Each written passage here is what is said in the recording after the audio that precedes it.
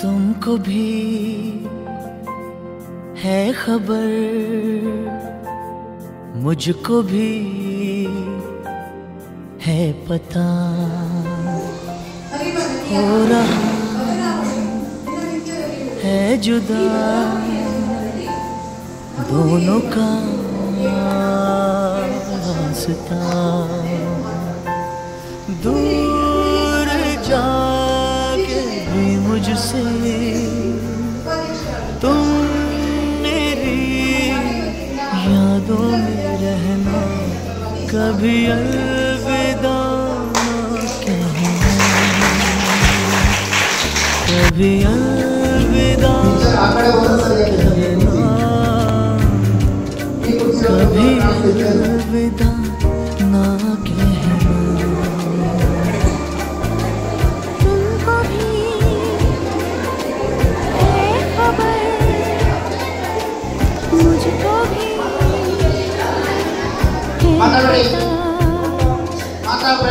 हो रहा है जुदा दोनों का रास्ता। दूर जाके भी मुझसे तुम मेरी यादों में रहना, कभी अलविदा ना कहना, कभी अलविदा ना कहना, कभी अलविदा ना कहना।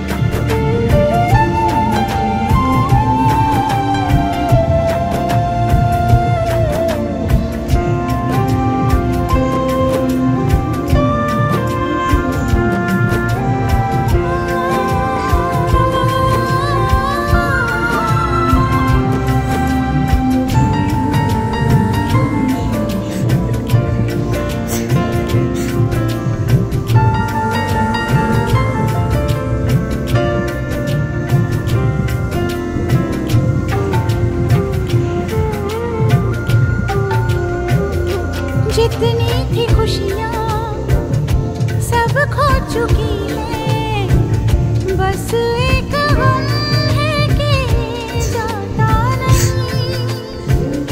समझा के देखा, बहला के देखा, दिल है कि चैन इसको आता नहीं, आता नहीं। आंसू है कि अंगारे, आग है अब आँखों से बहना, कभी अलविदा ना कहना, कभी अलविदा ना कहना, कभी अलविदा ना कहना।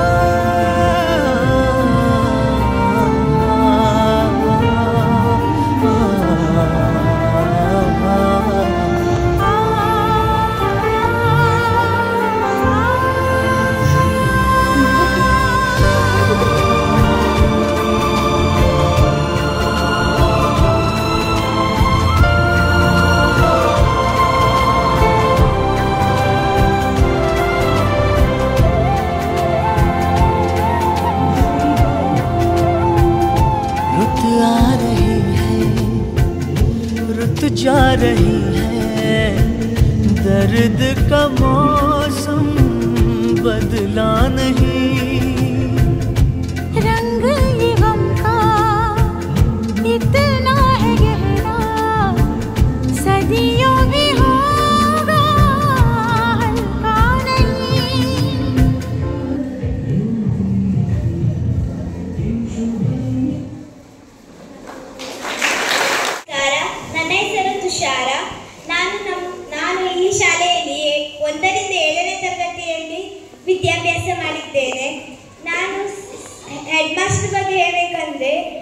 ಅವ್ರು 108 ದಾರಿ ಇದ್ದರೆ ಒಂದೇ ದಾರಿಯಲ್ಲಿ ಹೋಗಿ ಅದು ಸರಿಯಾಗಿರ್ತದೆ ಎಂದು ಹೇಳುತ್ತಾರೆ.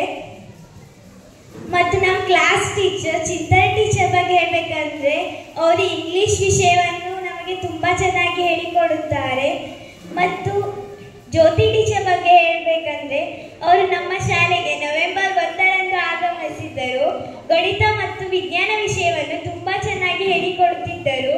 ಮತ್ತು ಗೀತಾ ಟೀಚರ್ ಬಗ್ಗೆ ಹೇಳಬೇಕಂದ್ರೆ ಅವರು ಸಮಾಜ ವಿಜ್ಞಾನ ವಿಷಯವನ್ನು ತುಂಬ ಚೆನ್ನಾಗಿ ಹೇಳಿಕೊಡ್ತಿದ್ರು. ಮತ್ತು ರಾಜರ ಬಗ್ಗೆ ಮತ್ತು ಐತಿಹಾಸಿಕ ಸ್ಮಾರಕಗಳ ಬಗ್ಗೆ ಎಲ್ಲ ತುಂಬ ಚೆನ್ನಾಗಿ ಹೇಳಿಕೊಡ್ತಿದ್ರು.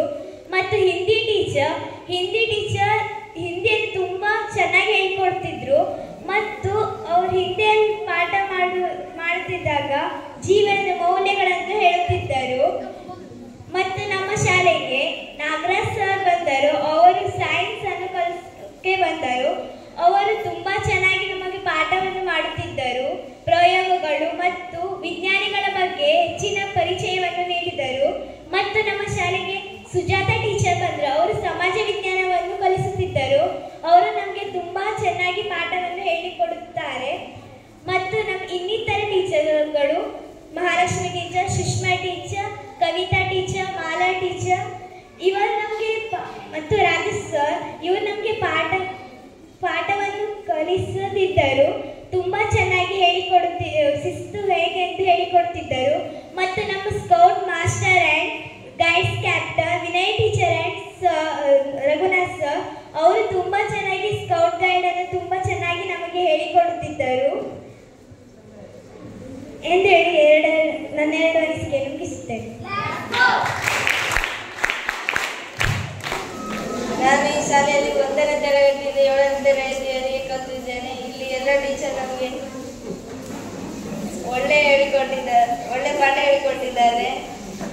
ಮತ್ತೆ ಚಿಂತನ ಟೀಚರ್ ಬಗ್ಗೆ ಹೇಳುವುದಾದರೆ ಅವರು ಪಾಠ ಕಲಿಸಬೇಕಾದರೆ ತಮಾಷೆ ನಾವು ಮಾಡುತ್ತಿದ್ದರೆ ನಮ್ಮದರಿಗೆ ತಮಾಷೆಯಲ್ಲಿ ಪಾಲ್ಗೊಳ್ಳುತ್ತಿದ್ದರು. ಮತ್ತು ಗೀತಾ ಟೀಚರ್ ಹೇಳಿದರೆ ಅವರು ನಮಗೆ ಅವ್ರ ಹತ್ರ ಮಾತಾಡೋದು ಹೆದರಿಕೆ ಆಗ್ತಿತ್ತು. ಆದರೂ ಟೀಚರ್ ನಮ್ಮ ಹತ್ರ ಮಾತಾಡ್ತೇನೆ. ಮತ್ತು ಹಿಂದಿ ಟೀಚರ್ ಹೇಳಿದರೆ ಅವರು ಒಳ್ಳೆ ಫ್ರೆಂಡ್ಲಿ ಪಾಠ ಕಲಿಸ್ತಾರೆ, ಅದು ಅರ್ಥ ಮಾಡಿ ಹೇಳ್ತಾರೆ. ಸುಜಾತ ಟೀಚರು ಒಳ್ಳೆ ಪಾಠ ಕಲಿಸ್ತಾರೆ. ಮತ್ತು ಆನ್ಸರ್ ಎಲ್ಲ ತಪ್ಪಿಟ್ರೆ ಹೊಡೋದಿಲ್ಲ, ಆಗಿರೋ ಅರ್ಥ ಮಾಡಿ ಚಾನ್ಸ್ ಕೊಡ್ತಿರು. ಮತ್ತು ವಿಜ್ಞಾನ ಸರ್ ಒಳ್ಳೆ ಕಲಿಸ್ತಿರು, ಚೆನ್ನಾಗಿ ಕಲಿಸ್ತಿರು, ಫ್ರೆಂಡ್ಲಿ ಆಗಿರ್ತಿರು. ಜ್ಯೋತಿ ಟೀಚರ್ ಲೆಕ್ಕಗಳನ್ನ ಅರ್ಥ ಇರ್ತಿತ್ತು, ಗಣಿತ ಒಳ್ಳೆ ಹೇಳ್ಕೊಡ್ತಿರು. ಮತ್ತು ವಿನಯ್ ಟೀಚರ್ ರಘುನಾಥ್ ಸರ್ ಎಲ್ಲ 2ನೇ ಕ್ಲಾಸಲ್ಲಿ ಕಲಿಸ್ತಿರು ಇಂಗ್ಲೀಷು, ಅವಾಗೂ ಅರ್ಥ ಮಾಡಿ ಹೇಳಿರು. ಮತ್ತು ಇಂದಿರಾ ಟೀಚರು ಗಣಿತ ಹೇಳ್ಕೊಟ್ಟಿರು. ರಾಜೇಶ್ ಸರ್ ಮತ್ತು ಮಾಲಾ ಟೀಚರ್, ಸೆಕ್ಯೂ ಟೀಚರ್ ಅವರೆಲ್ಲ ಕಲಿಸಿದ್ರು. ನಮ್ಗೆ ಏನೋ ಗೊತ್ತಿಲ್ಲ ಅಂದ್ರೆ ಹೇಳ್ಕೊಡ್ತಿರು. CRP ಟೀಚರ್ ಶಾಲೆಗೆ ಆಟ ಬಿಡಲಿಲ್ಲ ಅಂದ್ರೆ ಅವರು CRP ಟೀಚರ್ ನಮ್ಗೆ ಆಟ ಬಿಡ್ತಿರು. ಹೆಡ್ ಮಾಸ್ಟರ್ ಬಗ್ಗೆ ತುಂಬ ಫ್ರೆಂಡ್ಲಿ ಆಗಿರ್ತೀವಿ ನಮ್ಮ ಜೊತೆ ಎಲ್ಲ ಹೆಡ್ ಮಾಸ್ಟರ್.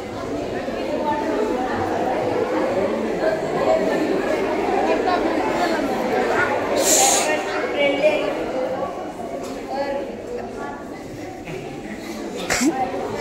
ಹಾದಿ ರಾಘು ಟೀಚರ್ ಆಟಕ್ಕೆಲ್ಲ ಬಿಡಕ್ಕೆ ಯಾವ ಟೀಚರ್ ಹೆದರಿಸುವುದಿಲ್ಲ. ನೀವು ಒಳ್ಳೆಯದೇ ಹೇಳ್ಕೊಡ್ತೀವಿ. ಎಲ್ಲರಿಗೂ ಶುಭ ಮಧ್ಯಾಹ್ನ. ವೇದಿಕೆ ಮೇಲೆ ಆಸೀನರಾಗಿರುವ ಮುಖ್ಯೋದ್ಯಾಪಕರೇ, STMC ಸದಸ್ಯರೇ, ಗುರು ಶಿಕ್ಷಕರಿಗೆ ನನ್ನ ವಂದನೆಗಳು. ಬೀಳ್ಕೊಡುಗೆ ಸಮಾರಂಭ ಎಂದರೆ ಬೇಸರದ ಸಂಗತಿ ಎಲ್ಲರಿಗೂ. ನಾನು 3ನೇ ತರಗತಿಯಿಂದ ಈ ಶಾಲೆಯಲ್ಲಿ ಓದುತ್ತಿದ್ದೇನೆ. ಬಂದು 4 ವರ್ಷವಾಯಿತು. ಯಾವ ಟೀಚರು ಎಲ್ಲರನ್ನು ಸಮಾನತೆಯಿಂದ ನೋಡುತ್ತಿದ್ದರು.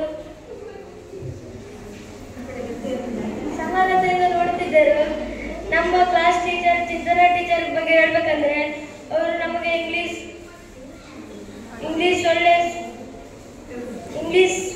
ಒಳ್ಳೆಯಾಗಿ ಹೇಳ್ಕೊಡ್ತಿದ್ರು. ಅದನ್ನು ಕನ್ನಡದಲ್ಲಿ ಅರ್ಥವಾಗಿ ತುಂಬ ತುಂಬಾ ಸುಂದರವಾಗಿ ಹೇಳಿಕೊಡುತ್ತಿದ್ದರು. ಗಣಿತ ಟೀಚರ್ ಜ್ಯೋತಿ ಟೀಚರ್ ಅವರು ಗಣಿತದ ಮಾಸ್ಟರ್. ಅವರು ನಮಗೆ ಗಣಿತ ಲೆಕ್ಕವನ್ನು ತುಂಬಾ ಕಷ್ಟ ಲೆಕ್ಕವನ್ನು ಈಸಿಯಾಗಿ ಸುಲಭವಾಗಿ ಮಾಡುವುದು ಹೇಗೆ ಎಂದು ಹೇಳಿಕೊಡುತ್ತಿದ್ದರು. ನಮ್ಮ ವಿಜ್ಞಾನದ ಸರ್ ನಾಗರಾಜ್ ಸರ್ ಅವರು ಬಂದ ಮೇಲೆ ನಾವು ವಿಜ್ಞಾನದಲ್ಲಿ ಮುಂದುವರಿಯಲು ಸಾಧ್ಯವಾಯಿತು. ಅವರು ನಮಗೆ ವಿಜ್ಞಾನವನ್ನು ಬಹಳ ಸ್ಪಷ್ಟವಾಗಿ ಹೇಳಿಕೊಡುತ್ತಿದ್ದರು. ಗೀತಾ ಟೀಚರ್ ಬಗ್ಗೆ ಹೇಳ್ಬೇಕಂದ್ರೆ ಅವರು ಸಮಾಜ ಮತ್ತು ಕನ್ನಡವನ್ನು ನಮಗೆ ಹೇಳಿಕೊಡುತ್ತಿದ್ದರು. ಸಮಾಜದಲ್ಲಿ ಯಾರ್ಯಾರಿದ್ರು ಅದನ್ನು ನಮಗೆ ಎಲ್ಲ ಸರಿಯಾಗಿ ಹೇಳಿಕೊಡುತ್ತಿದ್ದರು. ಸರವತಿ ಟೀಚರ್ ಬಗ್ಗೆ ಹೇಳ್ಬೇಕಂದ್ರೆ ಅವರು ನಮಗೆ ಹಿಂದಿಯನ್ನು ಒಳ್ಳೆಯ ರೀತಿಯಿಂದ ಹೇಳಿಕೊಡುತ್ತಿದ್ದರು. ಹಿಂದಿಯಲ್ಲಿ ಒಳ್ಳೆಯ ವಿಷಯವನ್ನು ಹಿಂದಿಯಲ್ಲೇ ಹೇಳುತ್ತಿದ್ದರು. ಅದರಿಂದ ನಮಗೆ ಒಳ್ಳೆಯ ಹಿಂದಿ ವಿಷಯವನ್ನು ತಿಳಿಯಲು ಸಾಧ್ಯವಾಗುತ್ತಿತ್ತು. ಸುಧಾರ್ಥ ಟೀಚರ್ ನಮಗೆ ಸತ್ಯ ಬಂದರು. ಅವರು ಸಮಾಜ ವಿಜ್ಞಾನವನ್ನು ತೆಗೆದುಕೊಳ್ಳುತ್ತಿದ್ದರು. ಅವರು ಸಮಾಜ ವಿಜ್ಞಾನವನ್ನು ನಮಗೆ ಒಳ್ಳೆಯ ರೀತಿಯ ರಿವಿಷನ್ ಅಲ್ಲಿ ಒಳ್ಳೆಯ ಪಾಠವನ್ನು ಹೇಳಿಕೊಡುತ್ತಿದ್ದರು. ಪಿ ಸರ್ ಬಗ್ಗೆ ಹೇಳ್ಬೇಕಂದ್ರೆ ಪಿ ಸರ್ ನಮಗೆ ಆಟದ ಸರ್ ಆಗಿದ್ದರು. ದೈಹಿಕ ಶಿಕ್ಷಣದ ಸರ್ ಅವರು ನಮಗೆ ಒಳ್ಳೆಯ ರೀತಿ ದೈಹಿಕ ಶಿಕ್ಷಣದ ಪಾಠ, ಆಟದ ನಿಯಮ ಎಲ್ಲವನ್ನು ಸ್ಪಷ್ಟವಾಗಿ ಹೇಳಿಕೊಡುತ್ತಿದ್ದರು. ನಮ್ಮ ಎಕ್ಸಾಮ್ ಸರ್ ಬಗ್ಗೆ ಹೇಳ್ಬೇಕಂದ್ರೆ ಅವರು ನನ್ನನ್ನು ಕಂಡರೆ ತುಂಬಾ ಚೆನ್ನಾಗಿ ನೋಡುತ್ತಿದ್ದರು.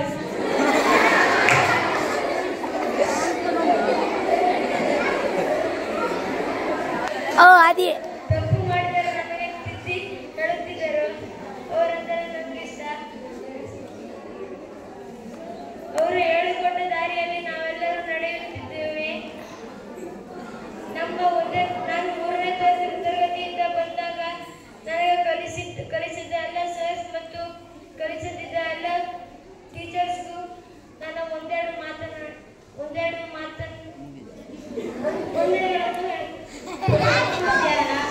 ನಾನು ಇಲ್ಲಿ 1ರಿಂದ 7ನೇ ತರಗತಿಯವರೆಗೆ ಕಲಿತಿದ್ದೇನೆ.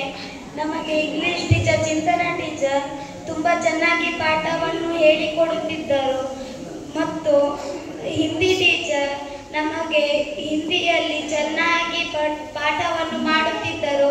ನಮಗೆ ಹಿಂದಿಯಲ್ಲಿ ಬರೆದಕ್ಕಿದ್ದನ್ನು ಕನ್ನಡದಲ್ಲಿ ಹೇಳುತ್ತಿದ್ದರು. ತುಂಬಾ ಚೆನ್ನಾಗಿ ಪಾಠ ಮಾಡುತ್ತಿದ್ದರು. ಮತ್ತು ಗೀತಾ ಟೀಚರ್ ಬಗ್ಗೆ ಹೇಳ್ಬೇಕಂದ್ರೆ ಗೀತಾ ಟೀಚರ್ ಅಂದ್ರೆ ನಮಗೆ ಭಯ. ಅವರು ಹೊಡೆಯುತ್ತಿದ್ದರು, ಆದರೆ ನಮ್ಮ ಒಳ್ಳೆಯದಕ್ಕೆ ಹೊಡೆಯುತ್ತಿದ್ದರು. ಮತ್ತು ವಿಜ್ಞಾನ ಸರ್ ಬಗ್ಗೆ ಹೇಳ್ಬೇಕಂದ್ರೆ ನಾಗರಾಜ್ ಸರ್ ಅವರು ನಮಗೆ ತುಂಬಾ ಚೆನ್ನಾಗಿ ಪಾಠವನ್ನು ಮಾಡುತ್ತಿದ್ದರು. ನಮ್ಮ ಜೊತೆಗೆ ಪ್ರೀತಿಯಿಂದ ಪಾಠವನ್ನು ಮಾಡುತ್ತಿದ್ದರು. ಹಾಗೂ ನಮ್ಮ ಜ್ಯೋತಿ ಟೀಚರ್ ತುಂಬಾ ಚೆನ್ನಾಗಿ ಲೆಕ್ಕವನ್ನು ಹೇಳಿಕೊಡುತ್ತಿದ್ದರು. Thank you. ನಾನು 1ನೇ ತರಗತಿಯಿಂದ 7ನೇ ತರಗತಿಯವರೆಗೆ ಈ ಶಾಲೆಯಲ್ಲಿ ಕಲಿತಿದ್ದೇನೆ. ಮೊದಲನೇದಾಗಿ ಹೇಳ್ಬೇಕಂದ್ರೆ ಚಿಂತನಾ ಟೀಚರ್ ನಮಗೆ ಇಂಗ್ಲಿಷ್ ವಿಷಯವನ್ನು ತೆಗೆದುಕೊಳ್ಳುತ್ತಾರೆ. ಅವರು ತುಂಬಾ ಚೆನ್ನಾಗಿ ಇಂಗ್ಲಿಷ್ ಪಾಠವನ್ನು ಮಾಡುತ್ತಾರೆ ಮತ್ತು ಹೊರ ಪ್ರಪಂಚದ ಬಗ್ಗೆ ಹಾಗೂ ಜೀವನದ ಮೌಲ್ಯದ ಬಗ್ಗೆ ಹೇಳಿಕೊಡುತ್ತಾರೆ. ಹಾಗೂ ಎರಡನೇದಾಗಿ ಜ್ಯೋತಿ ಟೀಚರ್ ಅವರು ಗಣಿತ ವಿಷಯವನ್ನು ತೆಗೆದುಕೊಳ್ಳುತ್ತಾರೆ. ತುಂಬಾ ಚೆನ್ನಾಗಿ ಲೆಕ್ಕವನ್ನು ಬಿಡಿಸುವುದು ಹೇಳಿಕೊಡುತ್ತಾರೆ. ಹಾಗೂ ಹಿಂದಿ ಟೀಚರ್ ಅವರು ತುಂಬಾ ಚೆನ್ನಾಗಿ ಹಿಂದಿ ಪಾಠವನ್ನು ಮಾಡುತ್ತಾರೆ. ಹಿಂದಿಯಲ್ಲಿ ಬರೆದಿದ್ದ ಶಬ್ದವನ್ನು ಕನ್ನಡದಲ್ಲಿ ತುಂಬಾ ಚೆನ್ನಾಗಿ ಹೇಳಿಕೊಡುತ್ತಾರೆ. ಮತ್ತು ಗೀತಾ ಟೀಚರ್ ಅವರು ಸಮಾಜದ ಬಗ್ಗೆ ಹೇಳಿಕೊಡುತ್ತಾರೆ ಮತ್ತು ಐತಿಹಾಸಿಕ ಸ್ಮಾರಕಗಳ ಬಗ್ಗೆ ಹೇಳಿಕೊಡುತ್ತಾರೆ. ಹಾಗೂ ಸುಜಾತಾ ಟೀಚರ್ ಅವರು ಸಮಾಜವನ್ನು ತೆಗೆದುಕೊಳ್ಳುತ್ತಾರೆ. ಅವರು ತುಂಬಾ ಚೆನ್ನಾಗಿ ಸಮಾಜ ಪಾಠವನ್ನು ಮಾಡುತ್ತಾರೆ. ಹಾಗೂ ಸುರೇಶ್ ಸರ್ ಅವರು ದೈಹಿಕ ಶಿಕ್ಷಣವನ್ನು ತೆಗೆದುಕೊಳ್ಳುತ್ತಾರೆ. ಆಟದ ನಿಯಮದ ಬಗ್ಗೆ ಹೇಳಿಕೊಡುತ್ತಾರೆ. ಹಾಗೂ ಎಕ್ಸಾಮ್ ಸರ್ ಬಗ್ಗೆ ಹೇಳ್ಬೇಕಂದ್ರೆ ಅವರು ನಾವು ತಪ್ಪು ದಾರಿಯಲ್ಲಿ ನಡೆಯುತ್ತಿದ್ದರೆ ಒಳ್ಳೆಯ ದಾರಿಯಲ್ಲಿ ನಡೆಯುವ ಬಗ್ಗೆ ಹೇಳಿಕೊಡುತ್ತಾರೆ. ಹಾಗೂ ನಾಗರಾಜ್ ಸರ್ ಬಗ್ಗೆ ಹೇಳ್ಬೇಕಂದ್ರೆ ಅವರು ವಿಜ್ಞಾನವನ್ನು ತುಂಬಾ ಚೆನ್ನಾಗಿ ಚೆನ್ನಾಗಿ ಅರ್ಥೈಸಿ ಹೇಳಿಕೊಡುತ್ತಾರೆ. ನಮಗೆ ಬರೆದಿದ್ದ ಪಾಠವನ್ನು ಹಾಗೂ ವಿಷಯವನ್ನು ತುಂಬಾ ಚೆನ್ನಾಗಿ ಹೇಳಿಕೊಡುತ್ತಾರೆ. ಪ್ರಯೋಗದ ಬಗ್ಗೆ ಹಾಗೂ ಪ್ರಕೃತಿಯ ಬಗ್ಗೆ ತುಂಬಾ ಚೆನ್ನಾಗಿ ಹೇಳಿಕೊಡುತ್ತಾರೆ. Thank you. ಎಲ್ಲರಿಗೂ ನಮಸ್ಕಾರ. 2024-25ನೇ ಸಾಲಿನ ನಮ್ಮ ಶಾಲೆಯ 7ನೇ ತರಗತಿ ವಿದ್ಯಾರ್ಥಿಗಳ ಬೀಳ್ಕೊಡುಗೆ ಸಮಾರಂಭ ಇಂದು ಏರ್ಪಡಿಸಲಾಗಿದೆ. ತುಂಬ ಸಂತೋಷ ಆಗ್ತಾ ಇದೆ, ಅದ್ರ ಜೊತೆ ದುಃಖನೂ ಆಗ್ತಾ ಇದೆ. ಕಾರಣ ಏನಂದರೆ, ಸಂತೋಷ ನೀವು ಮುಂದಿನ ಕ್ಲಾಸಿಗೆ ಹೋಗ್ತೀರಾ, ಹೌದಾ, ಒಂಥರ ಪ್ರಮೋಷನ್ ರೀತಿಯಲ್ಲಿ ಒಂದು ವರ್ಗದಿಂದ ಮತ್ತೊಂದು ವರ್ಗಕ್ಕೆ. ಅದೇ ರೀತಿ ದುಃಖ, ಮಕ್ಕಳು ನಮ್ಮನ್ನ ಬಿಟ್ಟು ಹೋಗ್ತಾ ಇದ್ದಾರೆ ಅನ್ನೋದು, ಹೌದಾ.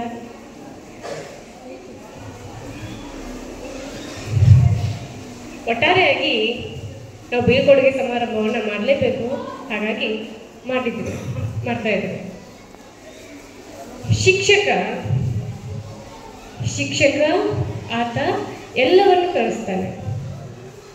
ತನ್ನ ವಿದ್ಯಾರ್ಥಿಗಳು ಹೇಗೆ ಸಂಸ್ಕೃತಿಯನ್ನು ಕಳ್ಕೋಬೇಕು, ಹೇಗೆ ಸಂಪ್ರದಾಯದಿಂದ ಇರಬೇಕು, ಹೇಗೆ ವಿನಯದಿಂದ ಇರಬೇಕು ಗುರು ಹಿರಿಯರಿಗೆ, ಹಾಗೆ ನೀವು ಓದು ಸಹಿತ, ಓದು ಬರಹ ಯಾವ ರೀತಿಯಾಗಿರ್ಬೇಕು ಅನ್ನೋದನ್ನು ಶಿಕ್ಷಕ ಹೇಳ್ಕೊಡ್ತಾನೆ. ನಮ್ಮ ಬದಿ ಒಂದು ಮಾತು ಹೇಳ್ತಾರೆ, ಬೈದು ಹೇಳೋದು ಒಳ್ಳೆಯದಕ್ಕಂತೆ, ನಗ್ತಾ ಹೇಳೋದು ಕೆಟ್ಟದಕ್ಕಂತೆ, ಹೌದಾ. ಅಂದರೆ ಇದರ ಅರ್ಥ ಇಷ್ಟೇ, ಯಾರು ಬೈದು ಸಿಟ್ಟು ಮಾಡಿ ಹೇಳ್ತಾರಲ್ವಾ, ಅದು ಯಾರ ಉದ್ಧಾರಕ್ಕಾಗಿ, ಹೇಳೋರು ಅವರ ಸ್ವಂತ ಉದ್ಧಾರಕ್ಕಾಗಿ ಅಂತೂ ಅಲ್ಲ. ಅಂದರೆ ಅರ್ಥ ಮಕ್ಕಳ, ನಿಮ್ಮ ಉದ್ಧಾರಕ್ಕಾಗಿ, ಗೊತ್ತಾಯ್ತಾ. ನಿಮ್ಮಲ್ಲಿ ವರ್ತನೆಗಳು ಬೇರೆ ತಪ್ಪು ವರ್ತನೆಗಳಿದ್ರೆ ಅಥವಾ ಕೆಟ್ಟ ವರ್ತನೆಗಳಿದ್ರೆ ಅವೆಲ್ಲವೂ ಏನಾಗಬೇಕು, ಹೋಗಬೇಕು, ಉತ್ತಮ ಪ್ರಜೆ ನೀವು ಆಗಬೇಕು ಅನ್ನುವಂಥ ಒಂದೇ ಉದ್ದೇಶ ಶಿಕ್ಷಕರಲ್ಲಿರ್ತದೆ ಹೊರತು ಯಾವ ಕೆಟ್ಟ ಭಾವನೆಯೂ ಶಿಕ್ಷಕರಲ್ಲಿ ಇರುವುದಿಲ್ಲ. ಅದನ್ನು ನಿಮ್ಮ ಮೈಂಡಿಂದ ಮೊದಲು ಇದ್ದರೆ, ಇಲ್ಲಾಂದರೆ ಒಳ್ಳೆ ಮಾತು ಇದ್ರೆ ತೆಗೆದಾಕ್ಬಿಡಿ. ಯಾಕಂದರೆ ಇತ್ತೀಚೆಗೆ ಹೇಳ್ದ ನಮ್ಮ ರಾಘು ಇವರು ಹೇಳ್ದ, ರೋಹನ, ನಮ್ಮ ಒಳ್ಳೆಯದಕ್ಕೆ ಹೊಡಿತಿದ್ರು ಟೀಚರು. ಹೌದು, ನೀವು ಒಳ್ಳೆಯವರೇ ಆಗಬೇಕು, ಕೆಟ್ಟವರಾದರೆ ಅದು ನಮಗೆ ಶ್ರೇಯಸ್ಸು, ನಮಗೆ ಶೋಭೆ ತರುವಂಥದ್ದಲ್ಲ. ನೀವೇನಾಗಬೇಕು, ಒಳ್ಳೆಯ ಮಕ್ಕಳೇ ಆಗಬೇಕು. ಆ ಲೆಕ್ಕದಲ್ಲಿ ಈ ಬ್ಯಾಚಿನ ವಿದ್ಯಾರ್ಥಿಗಳಿಗೆ ನಾವು ಸುಮಾರು ತಿದ್ದಿದ್ದೇವೆ. ಇಲ್ಲ ಮಕ್ಕಳ, ನೀವು ಹಿಂಗೆ ಇರಿ, ಹಿಂಗೆ ಮಾಡಿ, ಅಲ್ಲಿ ಯಾಕೆ ಹೋದೆ, ಇಲ್ಲಿ ಯಾಕೆ ಹೋದೆ, ಯಾಕೆ ಆಗ್ತಿರ್ತೀರ, ಹೌದಾ. ಯಾವುದೂ ಸಹಿತ ಶಿಕ್ಷಕರ ಸ್ವಾರ್ಥಕ್ಕಾಗಿ ಅಲ್ಲ. ಎಲ್ಲ ಶಿಕ್ಷಕರು ಎಲ್ಲ ಜನರ ಪಾಠ ಮಾಡಿದ್ದಾರೆ. ಎಲ್ಲರಿಗೂ ಒಂದೇ ಉದ್ದೇಶ, ನಿಮ್ಮಲ್ಲಿ ಉತ್ತಮ ವರ್ತನೆಯನ್ನು ರೂಪಿಸುವುದು ಹಾಗೂ ನಿಮ್ಮನ್ನು ಒಂದು ಯಶಸ್ಸಿನ ದಾರಿಗೆ ಕೊಂಡೊಯ್ಯುವ ಉದ್ದೇಶನೇ ಆಗಿರ್ತದೆ ಹೊರತು ಬೇರೆ ಯಾವ ಉದ್ದೇಶನೂ ಆಗಿರುವುದಿಲ್ಲ. ಹಾಗಾಗಿ ನೀವು ಸಹಿತ ಉತ್ತಮ ರೀತಿಯಲ್ಲಿ ಶಿಕ್ಷಕರಿಂದ ಆದಷ್ಟು ಎಷ್ಟು ಸಾಧ್ಯ ಆಗುತ್ತೋ ಅಷ್ಟು ಅವರಿಂದ ಮಾಹಿತಿಯನ್ನು ಪಡೀರಿ, ಜ್ಞಾನವನ್ನು ಪಡೆದು ಉನ್ನತ ತರಗತಿಗೆ ಹೋಗಿ ಒಂದು ಒಳ್ಳೆ ನಿಮ್ಮ ಏನೇನು ಕನಸುಗಳು ಕಂಡಿದ್ದೀರಲ್ವಾ, ಆ ಎಲ್ಲ ಕನಸುಗಳನ್ನೆಲ್ಲ ನನಸಾಗಿಸಿ. ಯಾಕೆ ಅಂತ ಹೇಳಿದ್ರೆ, ನಿಮ್ಮ ಕನಸಿನ ಹಿಂದೆ ನಿಮ್ಮ ತಂದೆ ತಾಯಿ ಇರ್ತಾರೆ, ಅವ್ರು ದಾರಿ ಕಾಯ್ತಾ ಇರ್ತಾರೆ. ಓ, ನನ್ನ ಮಗ ಇಂಜಿನಿಯರ್ ಆಗ್ಬೇಕಂತಿದ್ದ, ನನ್ನ ಮಗ ಡಾಕ್ಟರ್ ಆಗ್ಬೇಕಂತಿದ್ದ, ನನ್ನ ಮಗ ಆರ್ಮಿಗೆ ಸೇರ್ಬೇಕಂತಿದ್ದ. ಒಂದು ನೀವೇನಾದ್ರೂ ಅದು ಆಗಲಿಲ್ಲ ಅಂದರೆ ಅವ್ರಿಗೆ ಅಯ್ಯೋ ಏನಾಯ್ತಿದು, ಏನು ನನ್ನ ಮಗನ ಜೀವನ, ಏನು ನನ್ನ ಮಗಳ ಜೀವನ ಅಂತ ಈ ಥರ ಅವರು ಅಪ್ಸೆಟ್ ಆಗ್ತಾರೆ. ಹಾಗಾಗಿ ನೀವೇನು ಮಾಡಿ, ಒಳ್ಳೆಯ ರೀತಿಯಿಂದ ಜ್ಞಾನ ಪಡೆದು ಉತ್ತಮ ವಿದ್ಯಾರ್ಥಿಗಳಾಗಿ ಮುಂದೆ ಉತ್ತಮ ಪ್ರಜೆಯಾಗಿ, ಗೊತ್ತಾಯ್ತಾ. ನೀವು ಕಲಿಸಿದಂತಹ ನಿಮ್ಮ ಶಿಕ್ಷಕರಿಗೂ ಆಗಿರ್ಬೋದು, ಅಥವಾ ಕಷ್ಟಪಟ್ಟು ದುಡಿತಾ ಇರುವಂತಹ ನಿಮ್ಮ ತಂದೆ ತಾಯಿಗಳಿಗಾಗಿರ್ಬೋದು, ಅಥವಾ ಶಾಲೆಗಾಗಿರ್ಬೋದು, ಒಳ್ಳೆಯ ಹೆಸರನ್ನು ತನ್ನಿ. ಎಲ್ಲೂ ಹೋದಾಗ ರೋಡಲ್ಲೆಲ್ಲ ಹೋಗ್ಬೇಕಾದ್ರೆ ಯಾವ ಶಾಲೆ ಮಕ್ಕಳಪ್ಪ ಅಂತ ಕೇಳಿದಾಗ ಕರ್ನಾಟಕ ಪಬ್ಲಿಕ್ ಸ್ಕೂಲ್ ತೆರನಮಕ್ಕಿ ಅಂತ ಹೇಳಿದಾಗ ಒಳ್ಳೆ ಸ್ಕೂಲ್ ವಿದ್ಯಾರ್ಥಿನೇ ಇವನು, ಒಳ್ಳೆ ವಿದ್ಯಾರ್ಥಿ, ನಿಮ್ಮಿಂದ ಶಾಲೆಗೆ ಹೆಸರು ಬರಬೇಕು. ಆ ರೀತಿ ನಿಮ್ಮ ವರ್ತನೆ, ನಿಮ್ಮ ಯಶಸ್ಸು, ನಿಮ್ಮ ಸಾಧನೆ ಇರಲಿ ಅಂತ 2 ಮಾತುಗಳನ್ನ ಹೇಳ್ತಾ ಧನ್ಯವಾದ. ಒಳ್ಳೆಯದನ್ನು ಕಲಿಸಿದವರು ನಮ್ಮ ಜೊತೆಗಿರುವುದಿಲ್ಲ, ಕೆಟ್ಟದನ್ನು ಕಲಿಸೋರು ನಮ್ಮ ಜೊತೆಗಿರೋದಿಲ್ಲ. ನೀವು ಒಬ್ಬರೇ ಇರ್ತೀರ. ಅದಕ್ಕಾಗಿ ಕೆಳಗೆ ಬೀಳಬಾರ್ದು, ಮೇಲೆ ಎದ್ಕೊಂತ ಹೋಗ್ಬೇಕು ನೀವು. ಆ ರೀತಿ ನಿಟ್ಟಿನಲ್ಲಿ ಒಳ್ಳೆಯ ಗುಣಗಳನ್ನು ಮೇಡಮ್ ಏನು ಹೇಳಿದ್ರಲ್ಲ ಅದನ್ನು ಕಲಿಸ್ಕೊಂಡು ನಾವು ರೂಢಿಸಿಕೊಂಡು ಹೋಗೋದಾಗ ಜೀವನದಲ್ಲಿ ಉತ್ತಮ ವ್ಯಕ್ತಿ ಆಗಲಿಕ್ಕೆ ಸಾಧ್ಯ ಅನ್ನುವ ಮಾತಿನೊಂದಿಗೆ ಮತ್ತೆ ಯಾರಾದರೂ ಟೀಚರ್ಸ್ ತಮ್ಮ ಅಭಿಪ್ರಾಯ. ಎಲ್ಲರಿಗೂ ನಮಸ್ಕಾರ. 25ನೇ ಸಾಲಿನ ನಮ್ಮ ಶಾಲೆಯ 7ನೇ ತರಗತಿ ವಿದ್ಯಾರ್ಥಿಗಳ ಬೀಳ್ಕೊಡುಗೆ ಸಮಾರಂಭ ಇಂದು ಏರ್ಪಡಿಸಲಾಗಿದೆ. ತುಂಬಾ ಸಂತೋಷ ಆಗ್ತಾ ಇದೆ, ಅದ್ರ ಜೊತೆ ದುಃಖನೂ ಆಗ್ತಾ ಇದೆ. ಕಾರಣ KPS ತೆರಳುಮಕ್ಕಿಯ 7ನೇ ತರಗತಿಯ ವಿದ್ಯಾರ್ಥಿಗಳ ಬೀಳ್ಕೊಡುಗೆ ಸಮಾರಂಭದ ಈ ಸುಂದರ ಸಮಾರಂಭದಲ್ಲಿ ವೇದಿಕೆ ಮೇಲೆ ಆಸೀನರಾಗಿರುವಂತಹ ಈ ಶಾಲೆಯ ಹಿರಿಯ ಮುಖ್ಯ ಶಿಕ್ಷಕರಾಗಿರುವಂತಹ ಶ್ರೀ ಶಂಕರ್ ಸರ್ ಅವರೇ, ಹಾಗೂ ಈ ಶಾಲೆಯ SDMC ಅಧ್ಯಕ್ಷರಾಗಿರುವ ಶ್ರೀ ನಾಗೇಶ್ ನಾಯ್ಕ ಅವರೇ, ಇನ್ನೊಬ್ಬ ಸದಸ್ಯರಾಗಿರುವಂಥ ಶ್ರೀ ಮಾರುತಿ ನಾಯ್ಕ ಅವರೇ, ಹಾಗೂ ಈ ಒಂದು ಕ್ಲಸ್ಟರ್ನ ಕ್ರಿಯಾಶೀಲ CRPಗಳಾಗಿರುವಂಥ ಶ್ರೀಮತಿ ನೇತ್ರಾವತಿ ಶಾಂತರ್ ಅವರೇ, ಹಾಗೂ